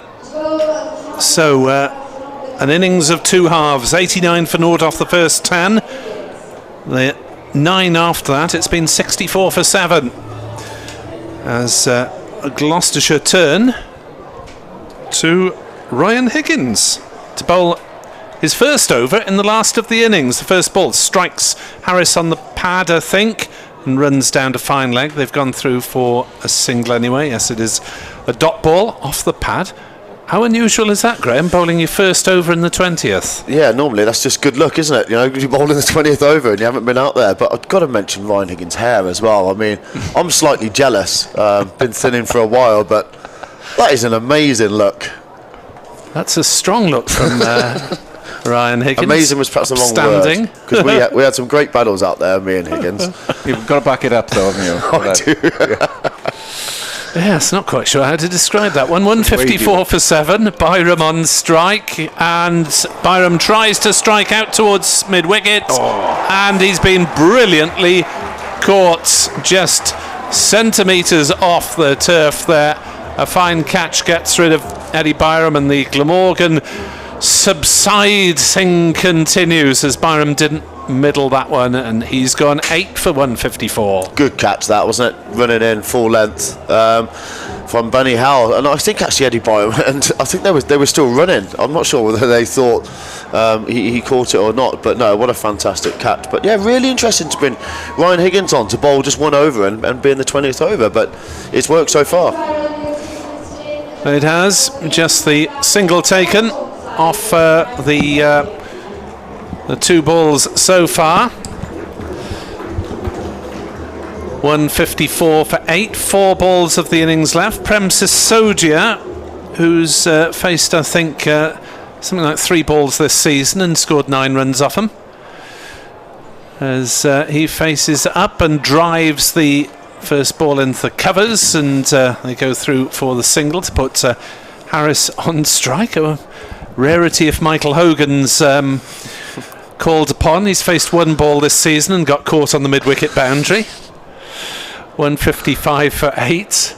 3 balls left of the innings, which has fallen away in the second half. Higgins into Harris, who goes for the scoop and is hit somewhere, and they'll ease through for a single. It's another leg by, as Harris tried to ramp that over short fine leg, but I'm not sure there was the pace on his anyway. Is the stat still out there, Nick? And you will know this, that Michael Hogan still hasn't been at LBW? Correct. Wow. And he's retiring from first class cricket at the end of this season, so he's got a reputation to uphold.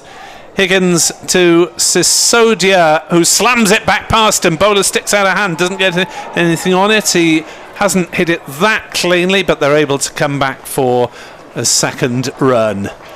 Not sure if he takes guard that often. Does he? I've never seen him. I've never seen him take guard. And we joke now, but then, you know, and good on him. What a servant he's been. And we talk about his not being at Albidubu, but you know, to mention his bowling, what a fine bowler he is.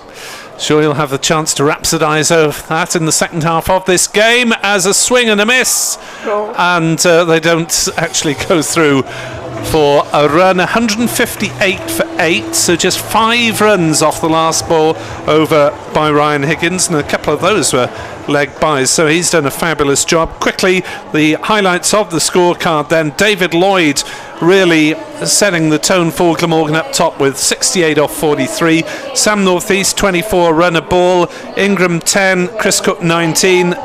Byram made 12, but Glamorgan have fallen away, and there were 2 wickets apiece for David Payne, 2 for 33. Glenn Phillips 2 for 22 off 3.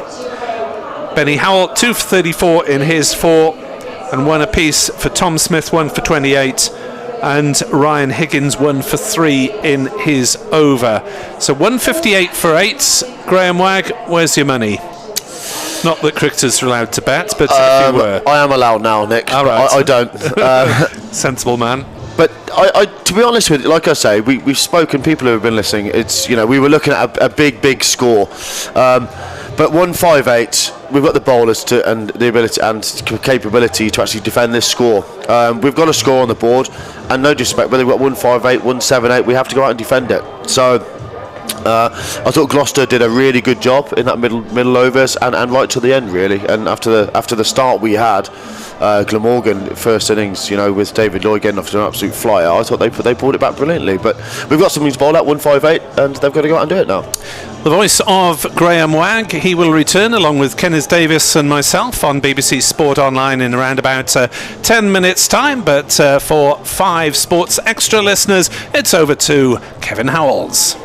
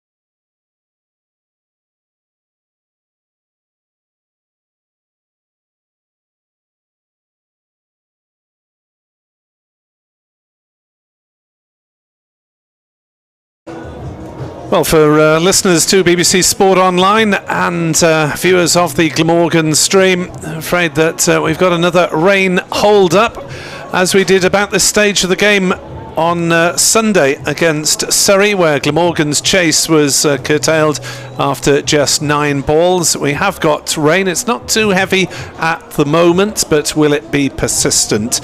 We'll have to wait. We've got half an hour in hand spare before we start losing overs. So hopefully we can get a full game here. If this game is truncated, then it will be presumably in Gloucestershire's favour, because they'll have a recalculated but more limited target to chase.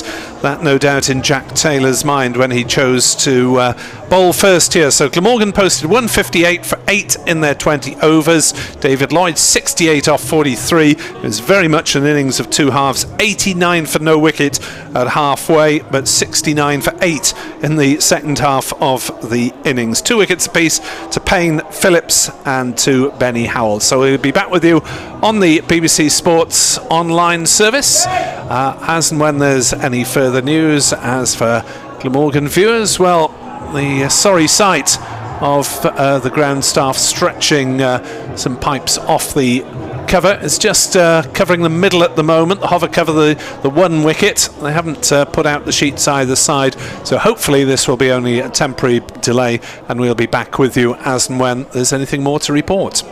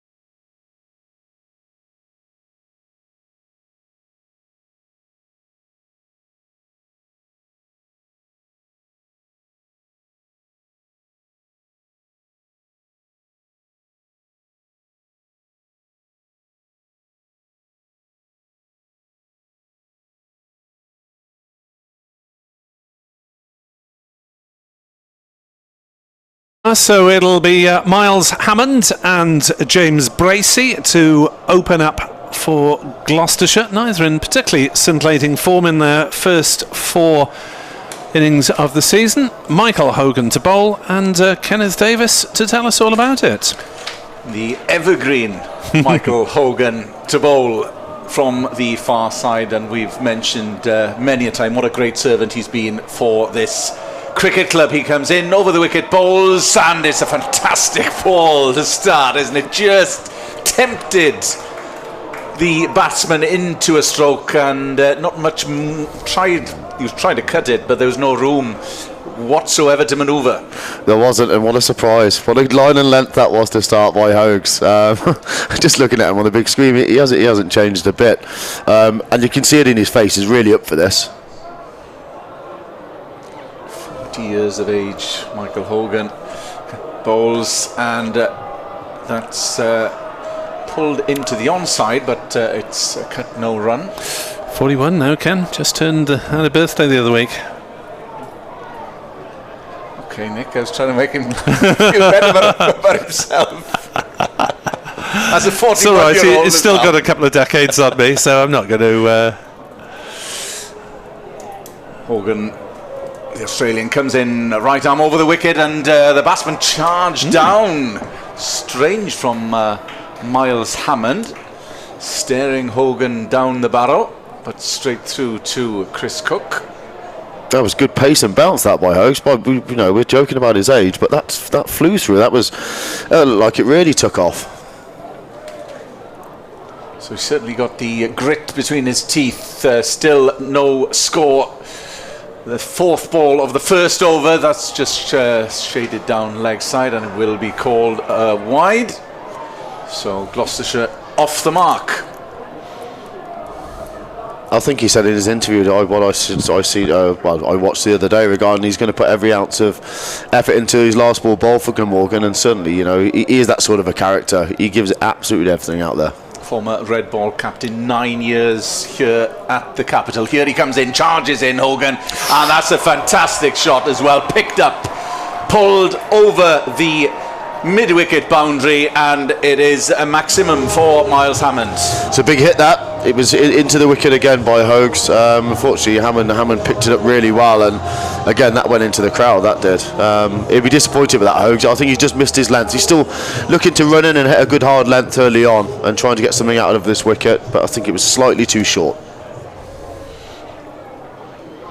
And we got a lost ball in the crowd by the way. Well, yeah, in the shadow of the I was going to say the newest stand when built for the 2009 Ashes. Oh, it's disappeared down the walkway, I think. Well, James Wheel has gone down. You'll have to watch. I haven't seen our ball. That's where the beer vending machines are. So, oh, he has appeared back. I'm not going down there, says Wheel. That's where all the students are as well. Oh, heck. I think they've called for a new ball, haven't they? I think it has disappeared, or someone's put it in their pocket. Boundary rope in a fair few meters or yards, as Mr. Johnson wants measurements known. Yeah, there's going to be a replacement. Yeah, welcome back to 5 Sports Extra listeners, with Gloucestershire 7-0, chasing 159 to beat Glamorgan after a slight rain delay. We'll have to see if that 158 from Glamorgan is going to be competitive on this wicket. At one stage they were 89 for no loss, then, well, a bit of a capitulation, 68 for 8. That's pulled as well, and it's gone beyond long on. It's a long scamper for the fielder out there, and it is back for 2 come Gloucestershire. 9 for no loss as we come to the last ball of this first over. Yeah, Kieran Carson's still super quick, isn't he? I think he's electric in the field. He's really good to watch, and he slid about 10 yards there as well. Just a bit greased up after that shower. So this is the last ball, because we had that one extra from Michael Hogan. from the taff end of the ground. Here comes the Australian, comes in, charges in, and that's chopped down to the offside. There is a deep cover, a deep point I should say, and that's thrown back in to Chris Cook, and it's 10 for no wicket for Gloucestershire in their first over in reply to Glamorgan's 158. Yeah, good over apart from that one ball. I think it was a great shot as well. You've got to be expected, and that's what I'm doing now with the youngsters, especially down at Shropshire, is especially in the T20 format, you've got to almost be expected to get hit for boundaries, and if not, it's an absolute bonus. We don't obviously like to get hit for boundaries, but we all know it's going to happen. So I think overall, I think Hogue's going to be disappointed going for 10 off the first. And here comes James Harris to bowl at the Cathedral Road end. Harris then playing his first game for Glamorgan in this format for 10 years. Listening to 5 Sports Extra. Graham Wagg, former Glamorgan all-rounder, Kenneth Davis and myself, your commentary team, as Harris round the wicket, bowls up in the block hole. Has that hit anything on the way through? As Chris Cook makes a good stop. No run. Miles Hammond on strike. That was a great take, wasn't it, from Chris Cook there? I think it went between the foot and the leg stump, maybe. Just missed the leg stump. I was going to say, Wayne Hennessy would have been impressed with that one.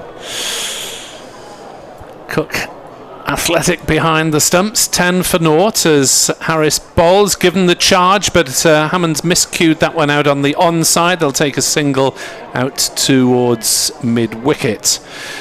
Result earlier, Hampshire defeating Middlesex by 9 wickets.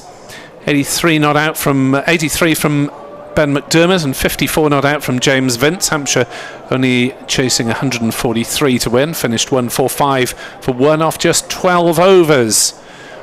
One other game in this South Group tonight. Kent 122 for 8 with 8 balls of their innings left at Chelmsford against Essex. A bit of a comeback from Kent as Harris bowls. That's straight driven and beautifully fielded there by a plunging David Lloyd away to his left at mid-off to prevent any runs for James Bracey. So 17 for 4 Kent were at one point, so they've done well to post anything at all at Chelmsford. At Leicestershire 135 all out, Lancashire 15 for naught in the third. As Harris is in to bowl, and that's tipped away on the leg sides by Bracey, but straight to Ingram at short mid-wicket, and there's no run. At Northampton, Derbyshire posted 151 for 9 in their 20, Northampton 17 for 1 in the third. So you're up to date with everything around the country, and in the international, Sri Lanka thumped by Australia by 10 wickets in a T20 international. Harris in to bowl to Bracey, who cuts, and that's a brilliant stop at point, and he's hit the stumps and they'll get an overthrow. Well, that is maybe the most unfair law in cricket, as Kieran Carson managed to stop that one, dive, throw, hit the stumps, and still concedes a run. Unlucky, but as a bowler, I'm happy he's saved that boundary, but then not happy he's got the one. But you know what? I just mentioned just before, he is absolutely electric in the field. I'm just watching him practice as well before the game. He works really hard on his fielder. 12 for naught, Gloucestershire chasing 159 as a straight drive from Hammond is 2 straight. It strikes the stumps at the non-strikers end, and well, James Harris will enjoy that comeback with a bit of good fortune and a bit of good fielding. He's conceded just 2 runs in that over, and Gloucestershire chasing 159, 12 for naught after 2. He'd be over the moon with that, I reckon, James Harris and Glamorgan in general. But yeah, we always get taught to hit the ball so straight, don't we? And the stumps are there. It acts as that 12th fielder. So a bit of luck there. And then Ho's coming on. He is going to bowl his second over now. And I think, you know, Glamorgan after the power after the first 6 were 49 without loss. So it'll be interesting to see what sort of power play Gloucester get off to, and then try and hopefully get a big squeeze on with the spinners and the slower bowlers in the middle period of the game. Brilliant first over for James Harris in Glamorgan colours in the T20 for 10 years. Only 2 conceded in that second over as Michael Hogan prepares for his third, and is backed up by an orthodox field in this first power play. Hogan comes in over the wicket. That's cut, and that could have gone anywhere, but it has evaded the field over the fielder for 4 runs. Just for a moment, I thought the ball had jabbed at him a bit. Just got enough. It was a bit streaky. It was, and a little bit of luck. I think overall a good shot. I think Colin Ingram's there at short extra cover, and if he was back 10 yards, you know, it's out. But that's the fine margins of the game, unfortunately. Only 2 are allowed, obviously, in this first 6 overs beyond the 30-metre circle. As Hogan to the left-hander this time, and that's just swayed down the leg side and will be called correctly a wide. 17 for no wicket. Yes, what will Glamorgan do without Michael Hogan?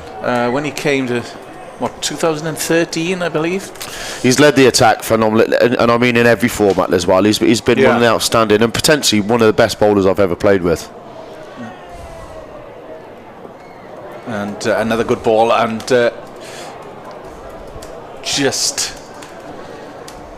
Bracey getting one to the leg side. There will be a single.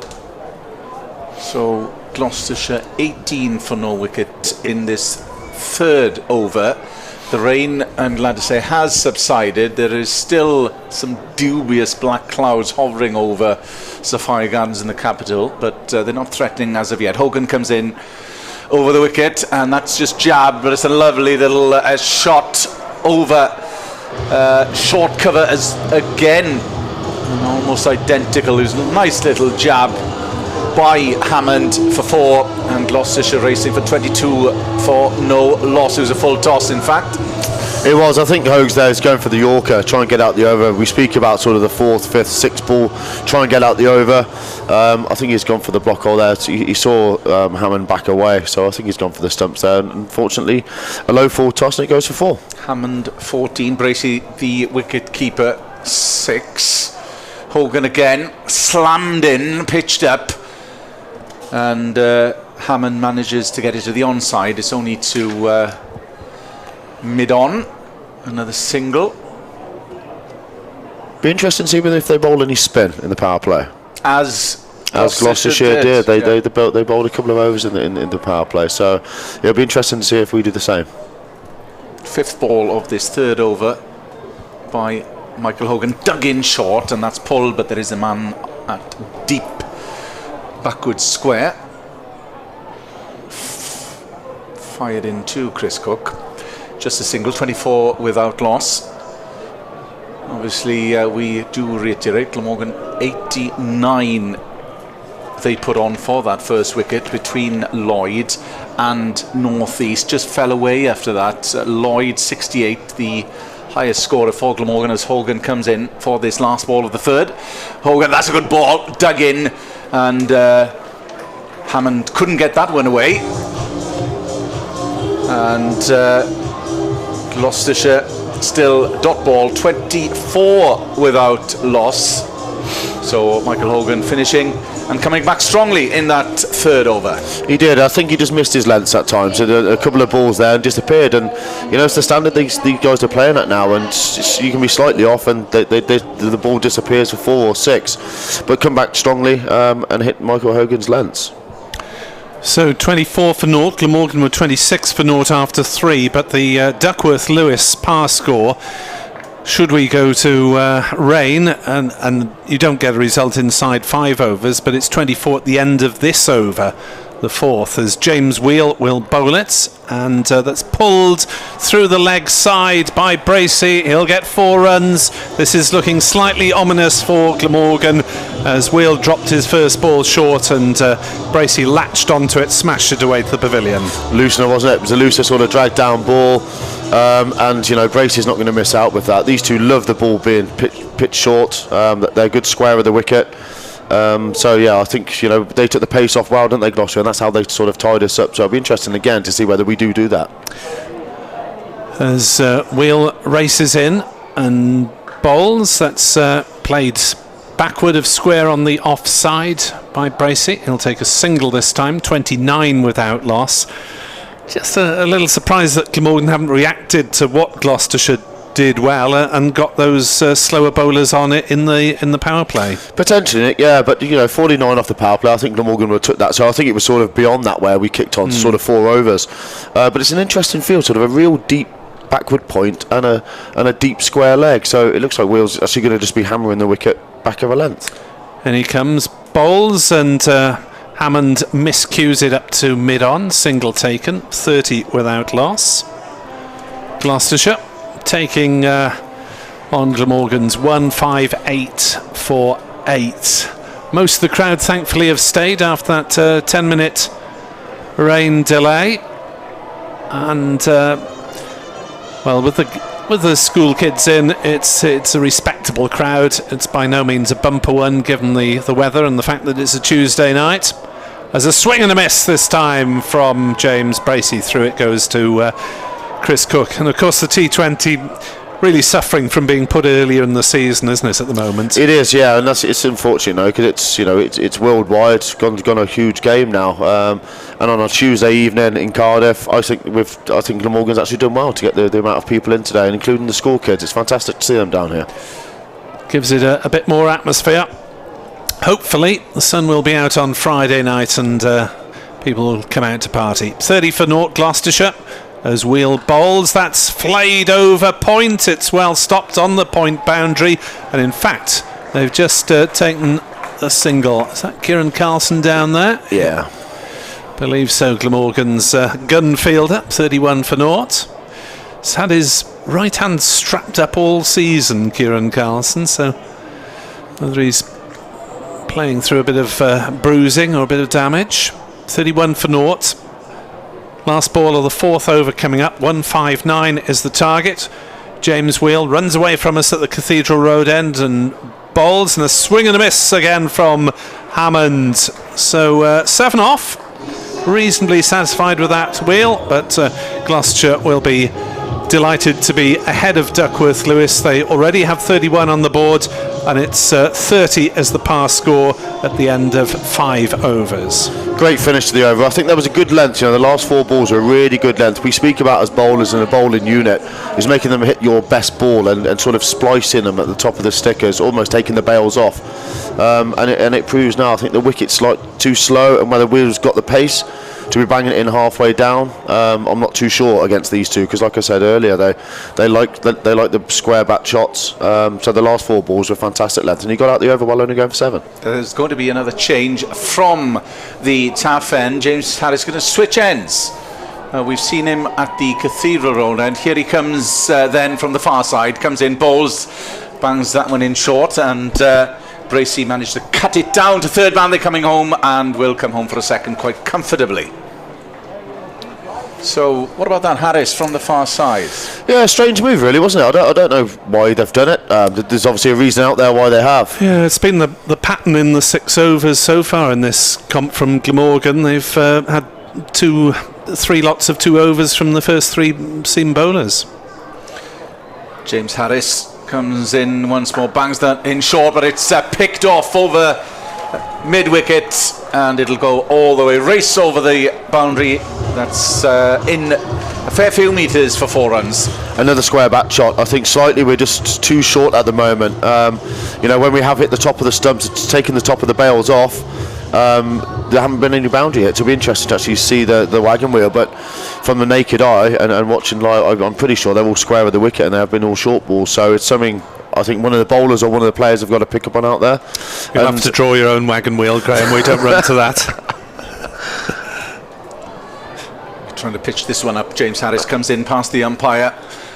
Right arm over the wicket. That's cut this time, and a fair few array of shots out there at the moment. Gloucestershire are flying, and we're seeing their class at the moment. We've seen it all. They pulled, they've cut, and that time it was through the offside from James Harris, and a lovely shot from James Bracey. A much better length, just slightly too much width to them. Again, they're square wicket players. I think so.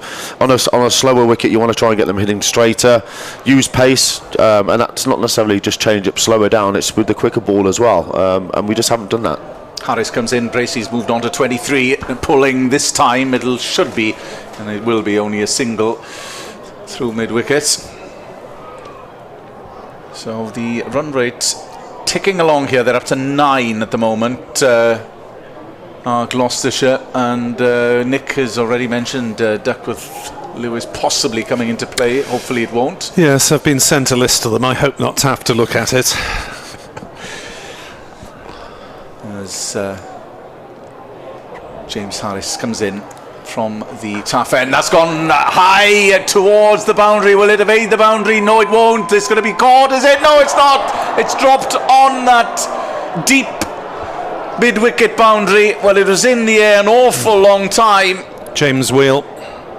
And James Wheel puts it down, and he'll be mightily disappointed with that one. I think he just got a slight hand on it, didn't he? He just didn't look comfortable under the catch. He went up an absolute mile, by the way, guys, but he just didn't look quite settled, and then having to dive at the last minute. Yeah, just misdirected it, didn't he? Just didn't get under it as Harris comes in. Will feel aggrieved, and that one as well as worked into the onside. They look for 2 now, but they will settle for 1. So Gloucestershire going at a fair lick here, 45 without loss after the first 5 overs. Yeah, just them little percentages, isn't it? A bit of luck, taking the chances, and I'm a massive believer if you always try and outfield your opposition, the likelihood to win the game is immense. I think percentages-wise go up if you outfield them, with them dropping, catching your catches, run-outs, etc., and the diving 1% that stops. And unfortunately, it was a drop wicket there, because otherwise it could have been another great over by James Harris. Yeah, Michael Hogan was the other fielder coming round the boundary. Either could have taken it. It was about halfway between them.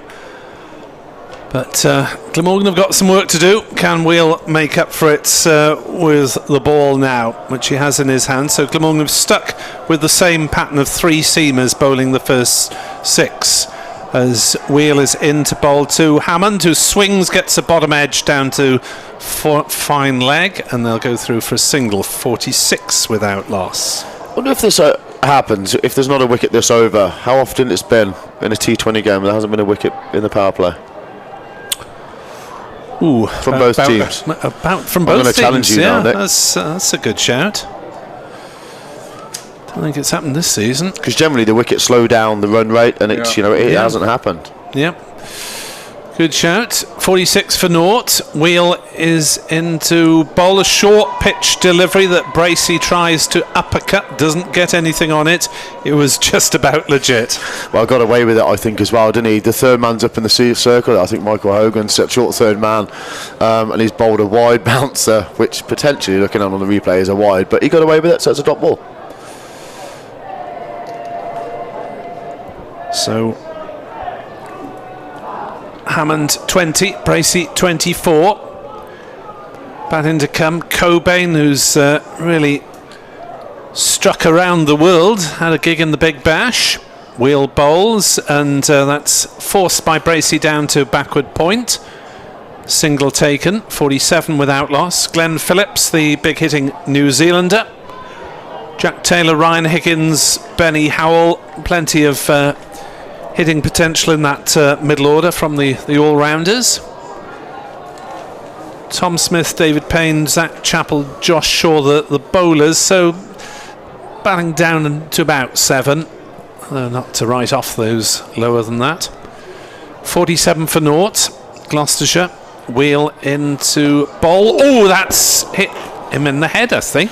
He's all right, James Wheel, or was it the shoulder? I think he just got a hand on it, Nick. That would almost give me bad flashbacks. That what happened here a couple of years ago against Gloucester. Yeah. Jack Taylor hit one back at me, and it was it wasn't pleasant. I wanted to come back on after a few minutes, but I was advised not to by the doctor. I think he's just got a hand on it. He was near enough identical, and it's not nice, I must say. Getting hit back at you like that as a bowler.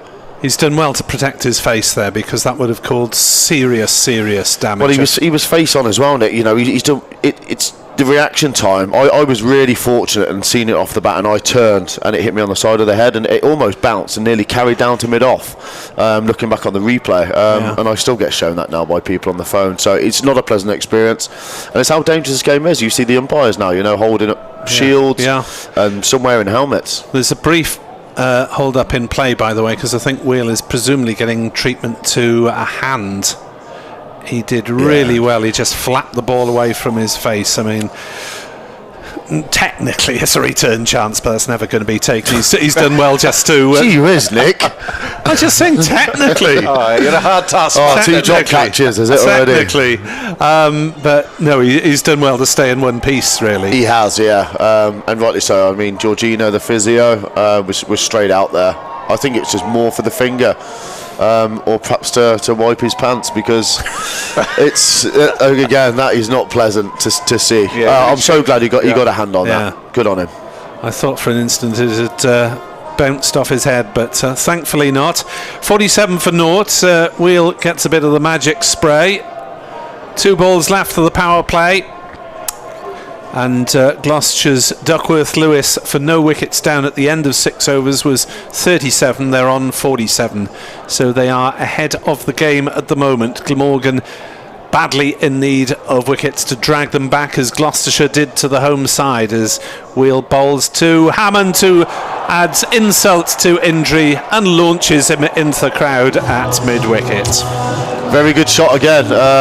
He's just again missed length slightly, but again they're 1%ers and slight margins, and you disappear out the ground. But saying that, what a shot that was by Hammond. It really was a good shot. He just seemed to pick it up just over mid-wicket. Look, didn't try and overhit the ball. James Wheel will be glad to get to the end of this over, I think. This is the final ball coming up. Still a rather rueful grin on his face, I guess. He looks like he smiles, doesn't he, every time he runs? I'm not sure whether it's a grin or... a grimace. A grimace. 53 for naught. Last ball of the power play. Gloucestershire chasing 159 here on the BBC. As Wheel bowls to Hammond, who swings, gets a toe end to it. Single taken. 54 for naught off the power play. Glamorgan had 49 for naught at this stage, but Gloucestershire dragged the game back in the second half of Glamorgan's innings, and Gloucestershire are ahead of the game at the moment. 54 for naught off 6, chasing 159 to win. I think Dan Douthwaite is just about to come on to bowl now, and watching him over the last couple of games, he looks like he's worked on a few different slower balls as well, so I wouldn't be surprised if he comes into the attack now and starts taking pace off the ball, and he has got a quicker ball as well that can go upstairs against the batters as well, which is great. It's great to have. For non-experts, different types of slower ball? Yeah, well, I've seen him. He's bowled a knuckle ball, which I'm not sure whether people are around. I think Ty was one to do it. Benny Howe was one, but it's going around. Everyone's bowling them now. The back of the hand's almost a leg spinner, and the traditional off cutter, which was potentially the only one I could bowl. Go on. Here comes Douthwaite from the taff end, and that gets the treatment from the Gloucestershire batsman. Douthwaite coming in, it was Miles Hammond. I think it's a really good shot, to be honest. I think Douthwaite's come in, you might have been told or whether he wants to bowl into the wicket hard back of a length with a deep mid-wicket, deep square leg and a long on with mid-off up, and he's almost stood back and flat batted him straight over mid-off. So I don't think there was too much wrong with the ball, but what a fantastic shot that was. So we'll wait a reply from young Dan Douthwaite. Here he comes, right arm over, and that's squeezed into the offside, but it's going to be caught at deep cover, and that's the reply, and that's the riposte that Glamorgan required. They badly needed that wicket, and that's the breakthrough, and it's come from young Dan Douthwaite. What a celebration by Dan Douthwaite. You see the happiness, and after he got that wicket there, and it's not nice first ball going for 4 and then to come back and get a wicket. Caught Eddie Byram out there at deep point, but what a good length it was. It was almost taken off the top of the bails again. And making them try and hit over your head. But yeah, what a celebration. Look at him go. Did you teach him something in your time on the staff together? Certainly not his haircut, no. We spoke a lot about hair tonight, and I was always one to get the mick taken out of my hair up there, so it's time for me to sit there now and take the mick out of those. Caught by Eddie Byram on the deep cover boundary. That's exactly what the doctor ordered from Glamorgan's point of view, because not they were starting to race away. Gloucestershire, they put a good partnership on. 58 for the first wicket in comparison to 89 for Glamorgan. Here comes Douthwaite then over the wicket at the new batter, and there's a good shot for LBW. And the umpire had a long, hard think about that one. That was a good shout. It looked a good shout from up at our vantage point. Seemed to keep a bit low, that, Graham. It did, yeah. It's almost you just shoot back, didn't it? A lot, and it did. It looked like it seemed a bit. If he hasn't, we're just looking at the replay now, everyone, and if he hasn't got a little inside edge on that, I think that's absolutely plumb.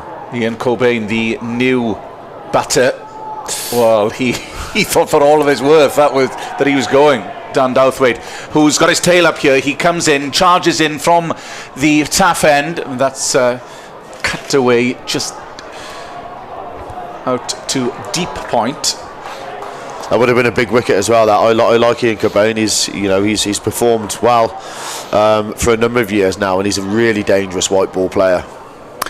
Yeah, not many non-international English players get a gig in the Big Bash. No, and I think there's the likes of himself, Ian Cobain. There's Hildreth we spoke about. There's Sam Northeast. There's a few batters, and just watching the replay again, that's hitting middle stump, unfortunately, but it was not out. 2 balls to go as Douthwaite comes in, and it's pulled but mistimed, only for a single by James Bracey as they move on. Gloucestershire to 60 for 1, just a 1 ball remaining in this 7th over as Gloucestershire try and reply to Glamorgan's 158 to win. So Glamorgan desperately needed that wicket. It's come from Dan Douthwaite, who comes in, charges in from the taff end, worked away on the leg side. They'd be looking for, thought it was going to be cut off, and it wasn't, and greatly timed because Eddie Byram was out there, couldn't get over to stop that through mid-wicket, and just take slight gloss from that over from Dan Douthwaite. Yeah, it's overall a great over, wasn't it? I think the first ball not so much, but I thought Eddie Byram out there didn't have to move about 10 metres and sort of hit the boundary boards. Fantastic timing. So 7 overs bowled, 64 for 1. The target 159 in the 20 overs. Got a cut-off time of 9:30. The scoreboard tells us. And Glamorgan finally turned to one of their slower bowlers, Prem Sisodia, left arm spinner if he turns it, or purveyor of left arm darts otherwise for the young man from Cardiff. Prem Sisodia from the Cathedral Road end to bowl to left-handed Bracey, who drives on the leg side and will pick up a single up to Hogan at long on. 65 for 1. Prem would have been just coming through when you were on the staff, Graham. He was, yeah, and impressed me a lot, to be honest. So again, in white ball format, and I know he's got great ambitions still in for red ball to play county championship. But yeah, I find him a really highly skilled bowler. Not a big spinner of the ball, but I think he does a brilliant job in white ball cricket. 65 for 1. Sisodia left arm round to Cobain, who works that one into the onside. It's between a couple of fielders, and so they'll come back for a second run by the time the throw comes in from James Wheel, running round the mid-wicket boundary. 67 for 1. Phillips, Jack Taylor, Higgins, Howell, all to come for Gloucestershire as they chase 159 to win. Sisodia bowls, Cobain drives up towards Harris at long on. A single taken. Cobain moves on to 8. Fortunate not to be given out LBW first ball. We had the feeling, unless there was a nick on it, it looked pretty straight and in front as Sisodia bowls, worked on the leg side by Bracey for a single, 69 for 1. For amateur cricketers out there, it was the sort that you might expect even to be given out LBW by your teammate umpiring at the other end. You did. They're showing it again on the replay, and it is hitting sort of middle and leg, I think, halfway up. Interesting to see how they play Prem now. I think by the looks of things, they're going to be quite happy to take him for 6, 7, potentially 8 and over. So we're going to have to work hard to get some wickets here. Sisodia bowls, driven by Cobain up to long, off. Oh, Hogan with the half stop, and he saved a couple of runs there. I didn't realise that was as far from him as it was, and it needed all 6'5" of Michael Hogan to plunge at full length and keep them down to 2 rather than 4. Still a good field, isn't he? He's got fantastic hands. He, again, gives it everything in the field as he does with the ball. That's a great stop. Heading back to Australia at the end of this season. Sisodia bowls, and that's caught and bowled off slight leading edge there. I think Cobain looking to flick it over mid-wicket, could only succeed in scooping a catch. Back to Prem Sisodia, and Gloucestershire a 71 for 2 after 8, chasing 159. Big wicket that. I think if anything, Prem just held that one back a little bit slower than his normal pace, and it might have just held. Potentially tell you more now, just looking back on the screen, but I think it did. Sort of its half leading edge straight back to Prem, and quite a simple catch in the end, but what a big wicket that is. A big wicket, because in comparison, after 8 overs, Glamorgan was 73 without loss, so it's neck and neck, 71 for 2. But it was looking, Graham, that runs weren't going to be a problem, so they needed wickets, they needed a breakthrough, and that's what pressure does. There were a few just singles off the over, and fair play to Prem Sisodia, who gets his man.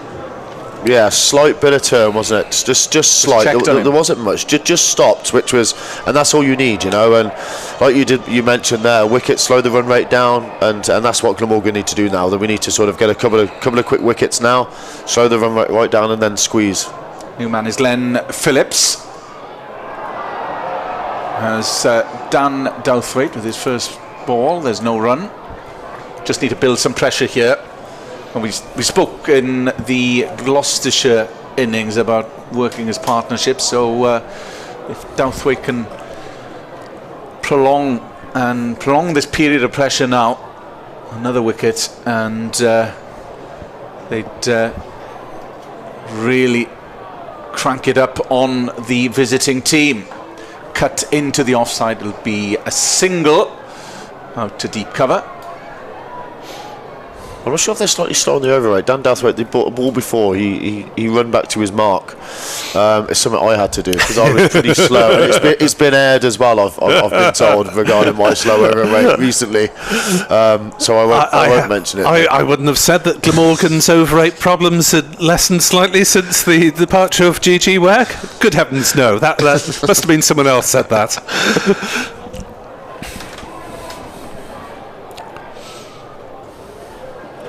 Douthwaite just rearranging the field, takes a moment, comes in, right arm over, bangs it in short, and again good bowling, there's no run, and exactly what Glamorgan needed. A tight first 3 balls of the over. 72 for 2 are Gloucestershire. Bracey 29, the new man. Glenn Phillips, the New Zealander, yet to get off the mark. 2 big wickets now, isn't it? You get sort of 2 new batters in at the crease now, then we can really put a squeeze on. Again, Douthwaite with a grip between his teeth. Ooh, was it? Ooh, just on the borderline. That was. He even turned round to the umpire if you wanted to show who you play. As soon as it's went past him, Dan Douthwaite looked back. No, it's inside the line. Yeah. And he's had a quick check of the umpire. He's a fine man, that Mr. Mallender. Won't hear a word said up against him. Apart from the LBW decision, Nick. Yeah, quite. 72 for 2. Douthwaite comes in from the tough end, and that's going to be a tight run now towards Douthwaite, and Phillips comes in and gets off the mark. Quick single taken by the batsman. Yeah, it's a long way down for Michael Hogan, isn't it, from 6'5" to try and pick up and throw in one. And he's still going from long off to long off. That's incredible at 41. So the batters come through for a single. So Bracey is on strike, the left arm batter. Hogan, Douthwaite comes in, and that's pulled and should be a single. They look for two, but no, it's not on. So brilliant over from Glamorgan's perspective, only 3 from it. So exactly what was required after the wicket taking over previously. So Dan Douthwaite really has honed in on his line and length. He has 2 great overs there from Prem, and then Dan working as a partnership with him. I'm just wondering now, after the slight shower we had, whether it's just skidding on slightly more compared to when Glamorgan were batting. It certainly looked that to start with. Hopefully that dries out, because Glamorgan really want it to be sticky and use their variations. But Dan, to be fair to him, hasn't used them. He's gone hard length, and he's been bowled really, really well. Final ball of the final over the first half of the innings as a reverse sweep comes out. Sisodia appeals, Bracey survives. Just outside leg, I think, Nick. Prem's not spinning it that much from round the wicket to a left-hander to pitch on the stumps. Yeah, closer than I originally thought. Yeah, just a fraction pitching outside leg. Sisodia to Bracey, back on his stumps, punches one straight to Lloyd at short extra. 2 dots to start with, and well, a similar pattern really. Gloucestershire going off like an express train, and then slowed down slightly as down the wickets, and that's played by Bracey just past Lloyd at cover. Wheel comes in off the boundary and does the fielding. 75. Phillips on strike on 1 off 3 balls. So the visitors just about there with the run rate. 7.89 they have, 8 they need as Bracey swaps his bat. 75 for 2 in this 10th over. Can the crowd get going? As Chris Cook just fiddling with the field, asking third man to move a metre or so. Sisodia to Phillips, who's hit on the pad. There's almost a mix-up over a run. Chris Cook lobs it back towards Sisodia. They decide against it. Was there a bit of bat involved there? No, sliding down leg side anyway. Sisodia didn't really seriously appeal, but there was almost a mix-up in the running. 75 for 2. Sisodia bowls. Phillips will get a single here up to long on, but Glamorgan will be happy with that as Harris comes loping in off the boundary and does the fielding. I just wonder whether Glamorgan will look for bowling opportunities, alternatives now, whether David Lloyd might give himself his first overs in the competition, because pace off has been effective for Sisodia as Bracey tucks one up towards wide long on. Hogan is in to do the fielding, so 3 singles off the over, and Gloucestershire chasing 159 to win.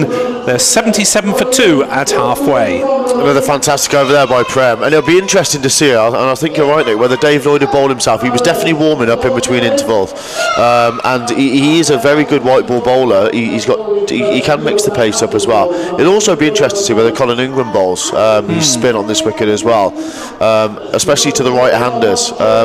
Very, very dangerous T20 bowler, and when he's bowled, I think he's bowled already this year, Nick, if I'm right. He's done a little bit in the second 11 T20 games, so he's obviously in the market, as it were. So Douthwaite continues from the taff end, comes in, and that's a great shot, and that evades long off and will go straight over the boundary for 4. I think that's one of the shots of the night for me, that. Yeah, because it was fantastic. It was a really good ball, hitting the top of the stumps. He's back to end, hit it all along the ground, in between short extra cover and mid-off. So he's a good player, Brady. He's a very dangerous player. Like I say, he's had, I think, 2 games for England. Didn't justify that and didn't score any runs, but geez, he's a dangerous player. And they needed that. Only 6 runs from the previous 2. So a boundary from the first ball of this over. And that's a better ball right in the block hole. Good reply by Dan Douthwaite. 81 for 2. So after 10, they were 77 for 2. Glamorgan were 89 for no wicket, and this is where the wicket started to tumble for Glamorgan. It was, and again, we mentioned it a few times now, but it slows the over rate up, and they've got the cloth out there now on the ball, so I'm assuming it's quite wet. Third ball from Douthwaite, and that's banged straight over Douthwaite. 1 bounce for 4, and we've seen the array of shots, 2 in this over. That was another cracker from James Bracey. Good shot straight down the ground, wasn't it? You know, again, we essentially said not a bad ball, but if anything, that was in the slot, and you know, it's on that length where if the batter wants to throw their hand through the ball, and it's going to disappear, especially the form James Bracey looks like he's in. And they've lost that one as well over by the side screen far side. So bit of an acid test for Dan Douthwaite in this over. Conceded 2 boundaries off it. There've been quality in the shots, though, it has to be said. Here's Douthwaite once more, comes in. That's a good ball right in the block hole that time. Brilliant riposte. And there's a good battle going out there at the moment. It is, and it's nice. Cat and mouse, isn't it? It's nice to see, though. It's nice to see a battle, even if it is only 2020. You know, it's not Championship cricket. But it just goes to show, you know, 2 great shots can spoil your over. 2 bad balls. The 2 overs before were fantastic overs, wasn't they? You know, he could have picked up 2 wickets straight away. Yeah, still on a knife edge at the moment. Hard to foresee which way the pendulum is going to strike. Douthwaite comes in, 5th ball of the over, bangs it in, and that's a good length that time. Scooped up into the leg side to long on, just the 1 run, 86 for 2. And bowling his 3rd over as well. We were talking of stuff, wouldn't we? But you know, they're bowling 1 over spells. But you know, you can't do 2 overs before this were 2 good overs, and then he's come to bowl his 3rd over, and he's gone for 9 now. But you know, it's still not too bad. You know, if he gets out of this over now or picks up a wicket, and then I think you'll see a change to the far as side. Nick was saying, it'll be interesting to see what David Lloyd will do after this over. Douthwaite comes in for his final ball of the over, banged in short. And I was waiting for the call that never came, so he rounds off that over. Gloucestershire, a profitable one for them, 86 for 2. Good bouncer to finish, good dot ball to get out the over. And it's nice to hear the crowd picking up. It's about 9 o'clock now in Cardiff, so it always picks up around this time, doesn't it? I think some of this audience are rather too young to pick up in the way that you're referring to, Graham. I think there's some slightly too old as well, Nick. Never mind too young. Not sure if you're ever too old. Gloucestershire 86 for 2 off 11. You're on BBC Sport Online on 5 Sports Extra and on the club website as that's turned away down towards fine leg by Bracey. They'll be able to come back for a 2nd run off the 1st ball of Sisodia's over. Throw comes in the gloves of Chris Cook, but they're safely back. 88 for 2, just 71 to win. 8.5 overs, required run rate remains around 8, so if Gloucestershire can keep wickets in hand, they will be favourites. They're ahead of Duckworth Lewis. Reverse sweep, he's nailed that one, Bracey, and will just though have to settle for the 2 runs as it's fielded on the backward point boundary. I never remember where positions are when the reverse sweep comes in. Well, never mind that. I think it's just, well, I think I've got the better eyes out of you now, and it's just started to rain, unfortunately. Hopefully it stays off. As Gloucestershire are ahead. They'll need 85 with 2 wickets down to be ahead at the end of this over, and there's 4 balls left. So Sisodia needs a wicket if they're going off, as played away on the offside by Bracey and just take a single. Will the batters take that into consideration? Hey, it's raining, we're ahead, we just don't lose any wickets now? I think we do, especially with only sort of 3 balls to go. I think you just get out of this over, be ahead of the run rate, because if it starts to really come down heavy, you're often we've won the game. You get a wicket now and everything changes everything. Sisodia, the right-handed Phillips, who's on 2 off 6 balls, and make that 3 off 7 as he drives it up to long off. So no chances being taken by Gloucestershire in the rain as the ground staff congregate around the hover cover at the far end, sliding back the Vitality sponsors advertising. 2 balls left of the over. The umpires might get twitchy after this as Bracey drives up to long off, takes the single. 47 to him, 93 for 2. Gloucestershire will be 8 at least ahead of Duckworth Lewis. So Glamorgan couldn't argue that it was that marginal, but they might still have fancied their chances. If we do go off, there's a quarter of an appeal, a very optimistic one, as Phillips is hit on the pads. The umpires are going to come together. It's 93 for 2 at the end of 12 overs, and the umpires are going to stay on, but Gloucestershire are already ahead of the figure for 13 overs, which is 92 for 2. So Glamorgan need wickets, and they've gone to Michael Hogan. Perfect, and I think this is great captaincy. And for everyone who don't know, obviously, if we get a wicket now, Glamorgan, Duckworth Lewis changes. So to get a wicket this over, yes, the umpires got it together. I don't think it's as heavy as what we first thought. I think it's sort of slightly eased off again now. But I think this could be fantastic captaincy. If we get a wicket now, Glamorgan go ahead of Duckworth Lewis, and then it can rain all it likes, and we're all happy. Well, we have got Gloucestershire viewers as well, Graham. So, but Hogan comes in. And if anybody can take a wicket, tease the man. It is worked on the leg side. Back square leg for a single. Yeah, it is difficult for us to see how heavy or faint it is through the glass here in the commentary position. Could do with a bit of a clean, haven't it? I haven't had me mop and bucket out this year. I'll get Edward Bevan up there in the championship game. I don't think that's something I would love to see. That is something I would love to see. Hogan, right arm over the wicket from the taff end, and that's a good ball, pitched up, but it's well played for a single. You'll be delighted to hear that I've got the ball-by-ball Duckworth Lewis figures in front of me. I'm glad that you have got that. But we're just seeing on the screen, it does seem to be getting heavy, unfortunately.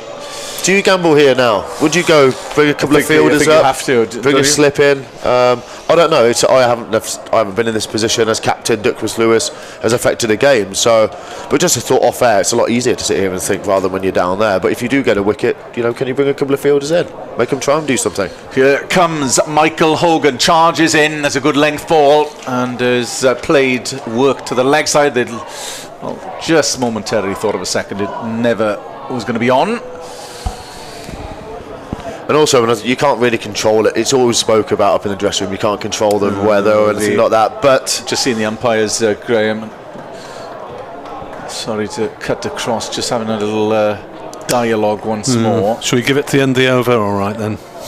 Yeah, give it to the end of the over. Get a wicket. Cut off is 9:33. Ian Blackwell looks like he's got some lovely shiny trainers on going on out there. I'm not sure what they are. They've got lights on them, have they? New umpires this year. 4th ball of the over from Hogan, and that's a fantastic cracking shot over, long on, 1 bounce for 4 runs. Well, they're not thinking Duckworth Lewis now, are they? And fair play to them. And I don't think you can. I think it always has to be in the back of your mind, but you can't just play to Duckworth Lewis because, otherwise you can get behind the rate as well. Still required 8 and over. And a couple of tight overs now from Morgan really puts Gloucestershire back on the back foot. It looks like we're going off now anyway for the rain. Yeah, he caught that one straight and true, 1 bounce over, 100 for 2, and unfortunately that is the second rain delay, and that could put pay to Glamorgan's chances in this Vitality Blast fixture against Gloucestershire. So 12.4 overs, 100 is on the board, and the pass score for Gloucestershire after 12.4 overs with 2 wickets down is 90. So there we are, Gloucestershire 10 ahead on Duckworth Lewis.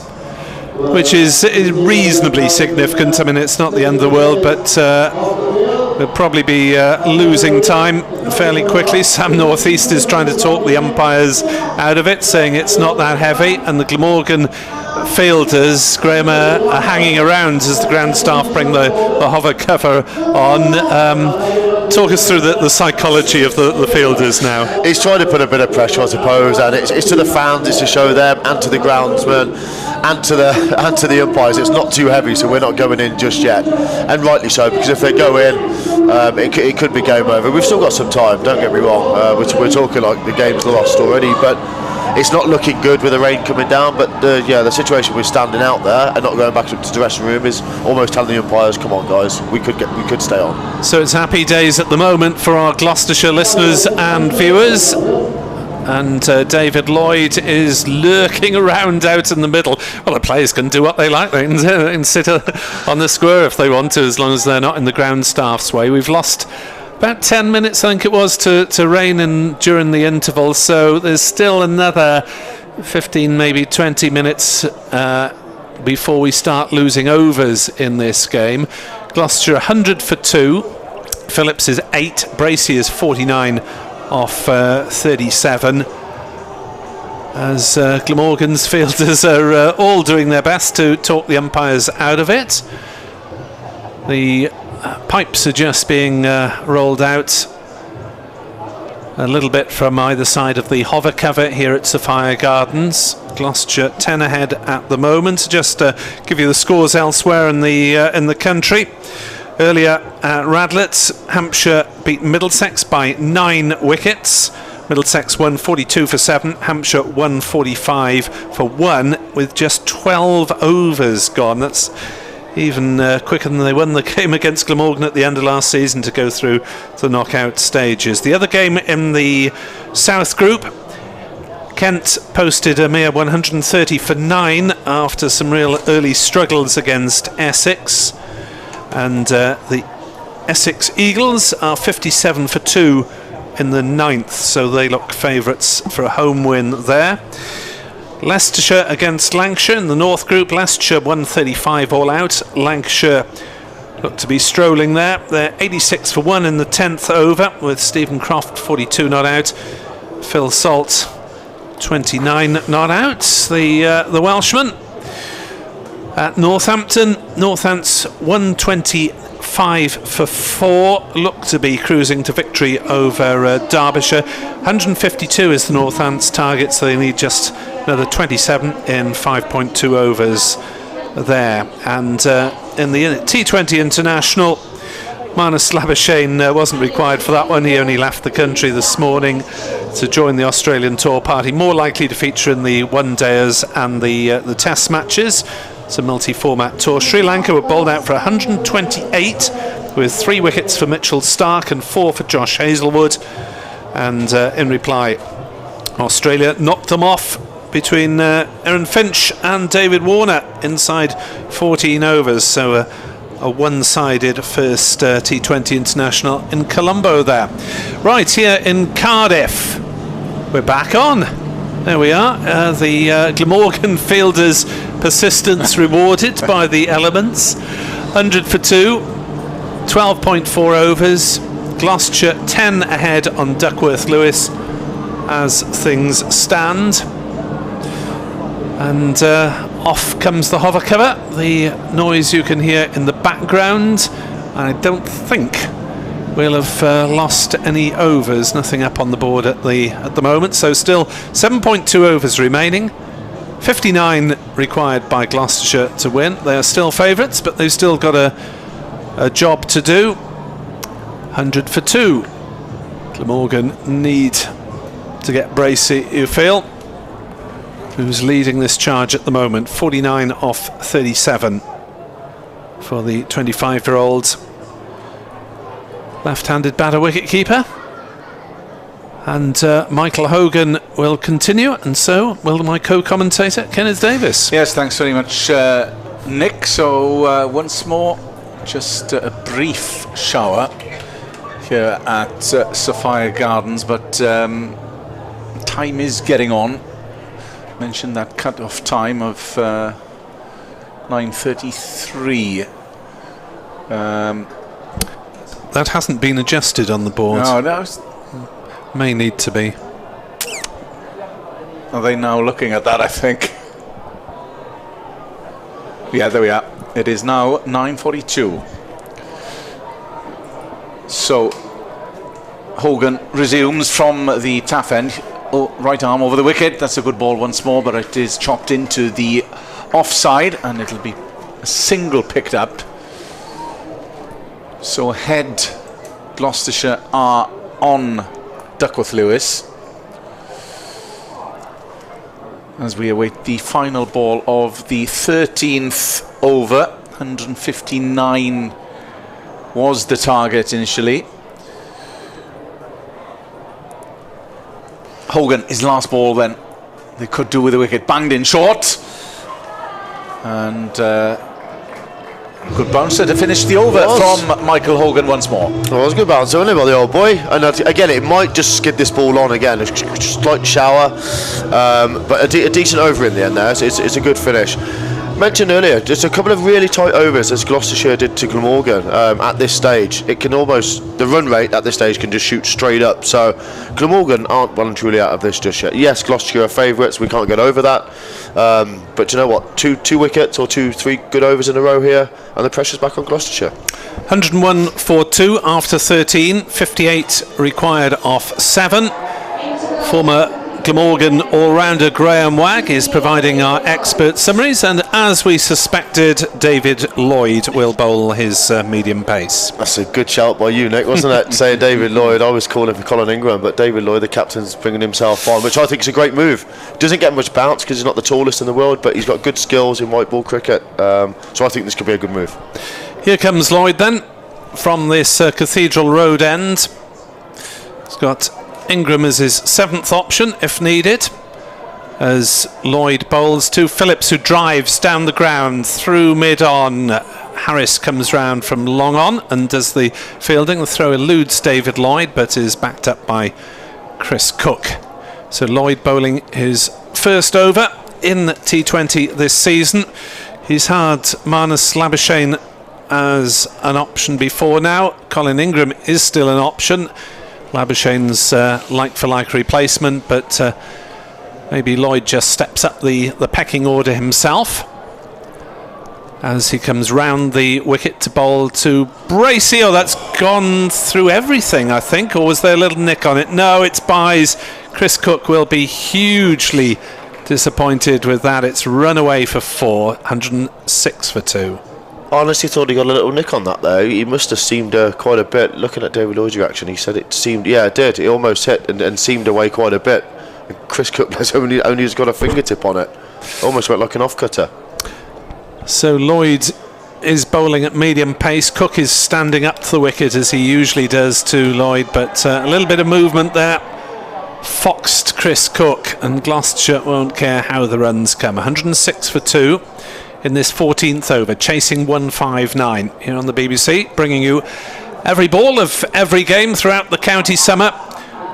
5 Sports Extra, of course, will have the second test between England and New Zealand on Friday. There's also T20 action on Thursday between Middlesex and Surrey on 5 Sports Extra, as Lloyd bowls to Bracey, who turns him towards mid-wicket and settles for the singler. 107 for 2 as Carlson comes in, and the crowd give a round of applause seemingly randomly. Maybe someone signed an autograph or something. Oh, it's the Bracey 50, sorry.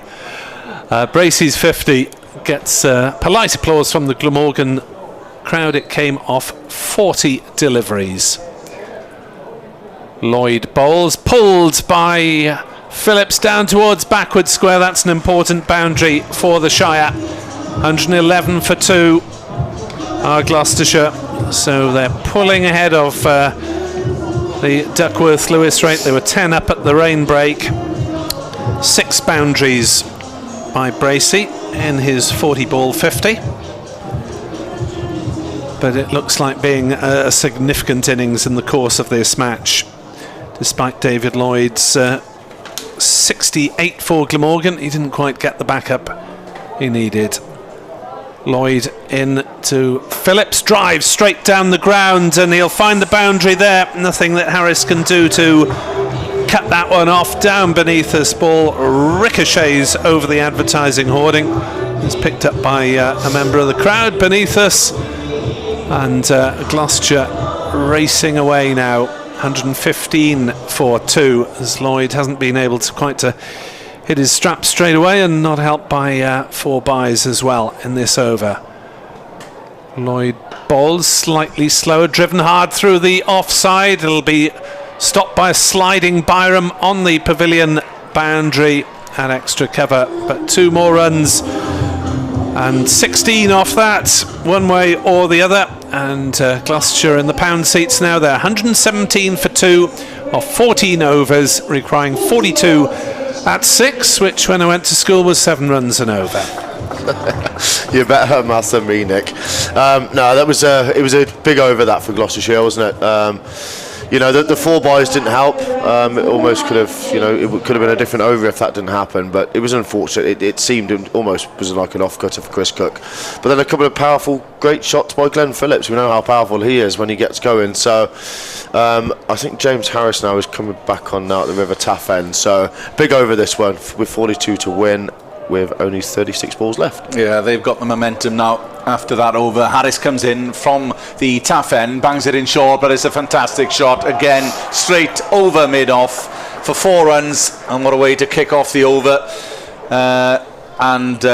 Bracey is playing beautifully out there. He is. It was just no effort in that at all, was it? He sort of just lofted it over mid-off. It's not the length I don't think James Harris was looking to bowl, but what a fantastic shot. He didn't even look to hit it for 6 there. He sort of just chipped over mid-off knowing he was on the 30-yard circle. Just a bit dispirited now, don't they? Just that was a big over for them. Harris needs to come back here. He comes in round the wicket at Bracey. Well, he was trying to scoop over fine leg, but didn't quite manage that. It is a single into mid-wicket. Inventive. I'm not sure Bracey needs to do that. You know, he's I know he's got all the shots, but they're ticking along, and you know, I think it weren't foul off the same ball as the ball before. You know, slightly different line, and then he just whacked over mid-off's head, and he tried to scoop that one. 122 for 2. You're listening to BBC Sport Online, the Glamorgan stream, and on 5 Live Sports Extras. James Harris comes in, right arm over the wicket. That's cut into the offside, out to cover. And just a single, 123, but they're motoring along nicely now. Gloucestershire in the 15th. 36 to win, 33 balls remaining. Blast of O'Heeds, where you need a bit of that Welsh fighting spirit that delighted the Cardiff City Stadium the other day. Yeah, I don't think the man himself is here to have anyone. James Harris. His 4th ball of the over, and that's stuck in short, and that is a wide. There's been a few that have been on the cusp, but that are judged to have gone wide that time, and the last thing that Glamorgan need. It's not so. I wouldn't even argue with that one, and I used to be a bugger for it, to be honest. We just haven't been able to get that squeeze, have we? In these sort of middle periods, and you know, that's one thing Gloucester did, and unfortunately we just haven't been able to do that. So still 3 balls to go of this over. Harris comes in short, and there's an easy single as it's pulled into the onside through mid-wicket. These bowlers had colourful expressions in their days. We apologise. I'm sure that was a mild one. That's what I thought you two were smiling at, to be honest, how mild it was. So James Harris once more comes in, right arm over the wicket. That's dug into a block hole, but it's a fantastic shot once more. Again, on the face of it, looked a good ball. It was over pitch from James Harris, but dug out straight over the non-striking batter's head for 4 runs. Just power, wasn't it? Just ultimate power. Just, I think missed his length again. Whether he was going for the Yorker or not, I don't know. But just out and out power there. Just pumped it straight back past him, and you're never going to field it behind this, you know, in front of the side screen. So 4 for Glenn Phillips, who's raced on to 25, the New Zealander. Harris once more.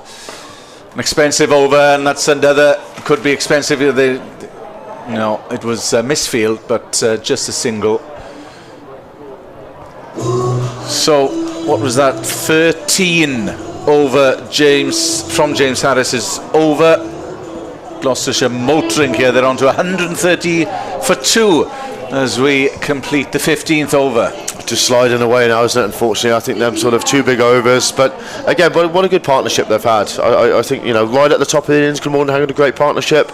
We couldn't quite just put one together in between them sort of middle over periods, the way these two have. But you know, they've played really well. Phillips has just been really strong, and I think Bracey's played some fantastic cricket shots. Here's Prem Sisodia then to bowl to Glenn Phillips, providing willing assistance to Bracey in this partnership. As Sisodia bowls, that smashed up towards long on, and it's eluded the dive of Harris underneath us, who slid round the boundary, desperately trying to get it on the first bounce, but it was hit very powerfully indeed by Phillips, showing what he's about to move on to. 30 off 19 deliveries, 134 for 2. Just 25 runs needed to win, and they're under a run a ball now, are the Shire. 134 for 2. They host Somerset on Thursday night, by the way. You can listen to that one on BBC Sport Online, as the ball is forced off the back foot by Phillips to move on to 31, up to Harris at mid-on, long on. 135 for 2. Glamorgan's next game is against Hampshire on Friday night, and you can follow that one on BBC Sport Online, and after 7 o'clock on BBC Radio Wales as well. That's the plan at the moment. Anyway, 135 for 2. Sisodia to the left-handed Brace, who steps back and pulls down to deep square. Slight fumble, but it doesn't cost Glamorgan as Byram gets his return in. 136 for 2. Graham, they need you out there geeing them up at the moment, don't they? I think they need slightly more than that, Nick, to be honest. Yeah, it's not easy sat here, you know, watching, and they need under one a ball now. It's going to take something special now.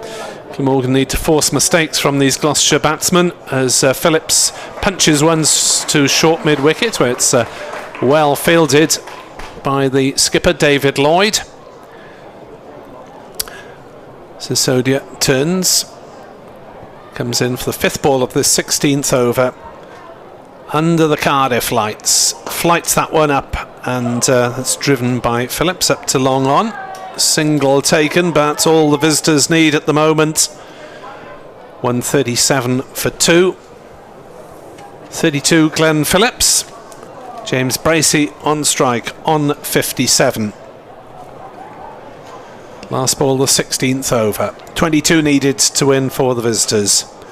As Sisodia bowls, clipped away on the leg side, down towards mid-wickets.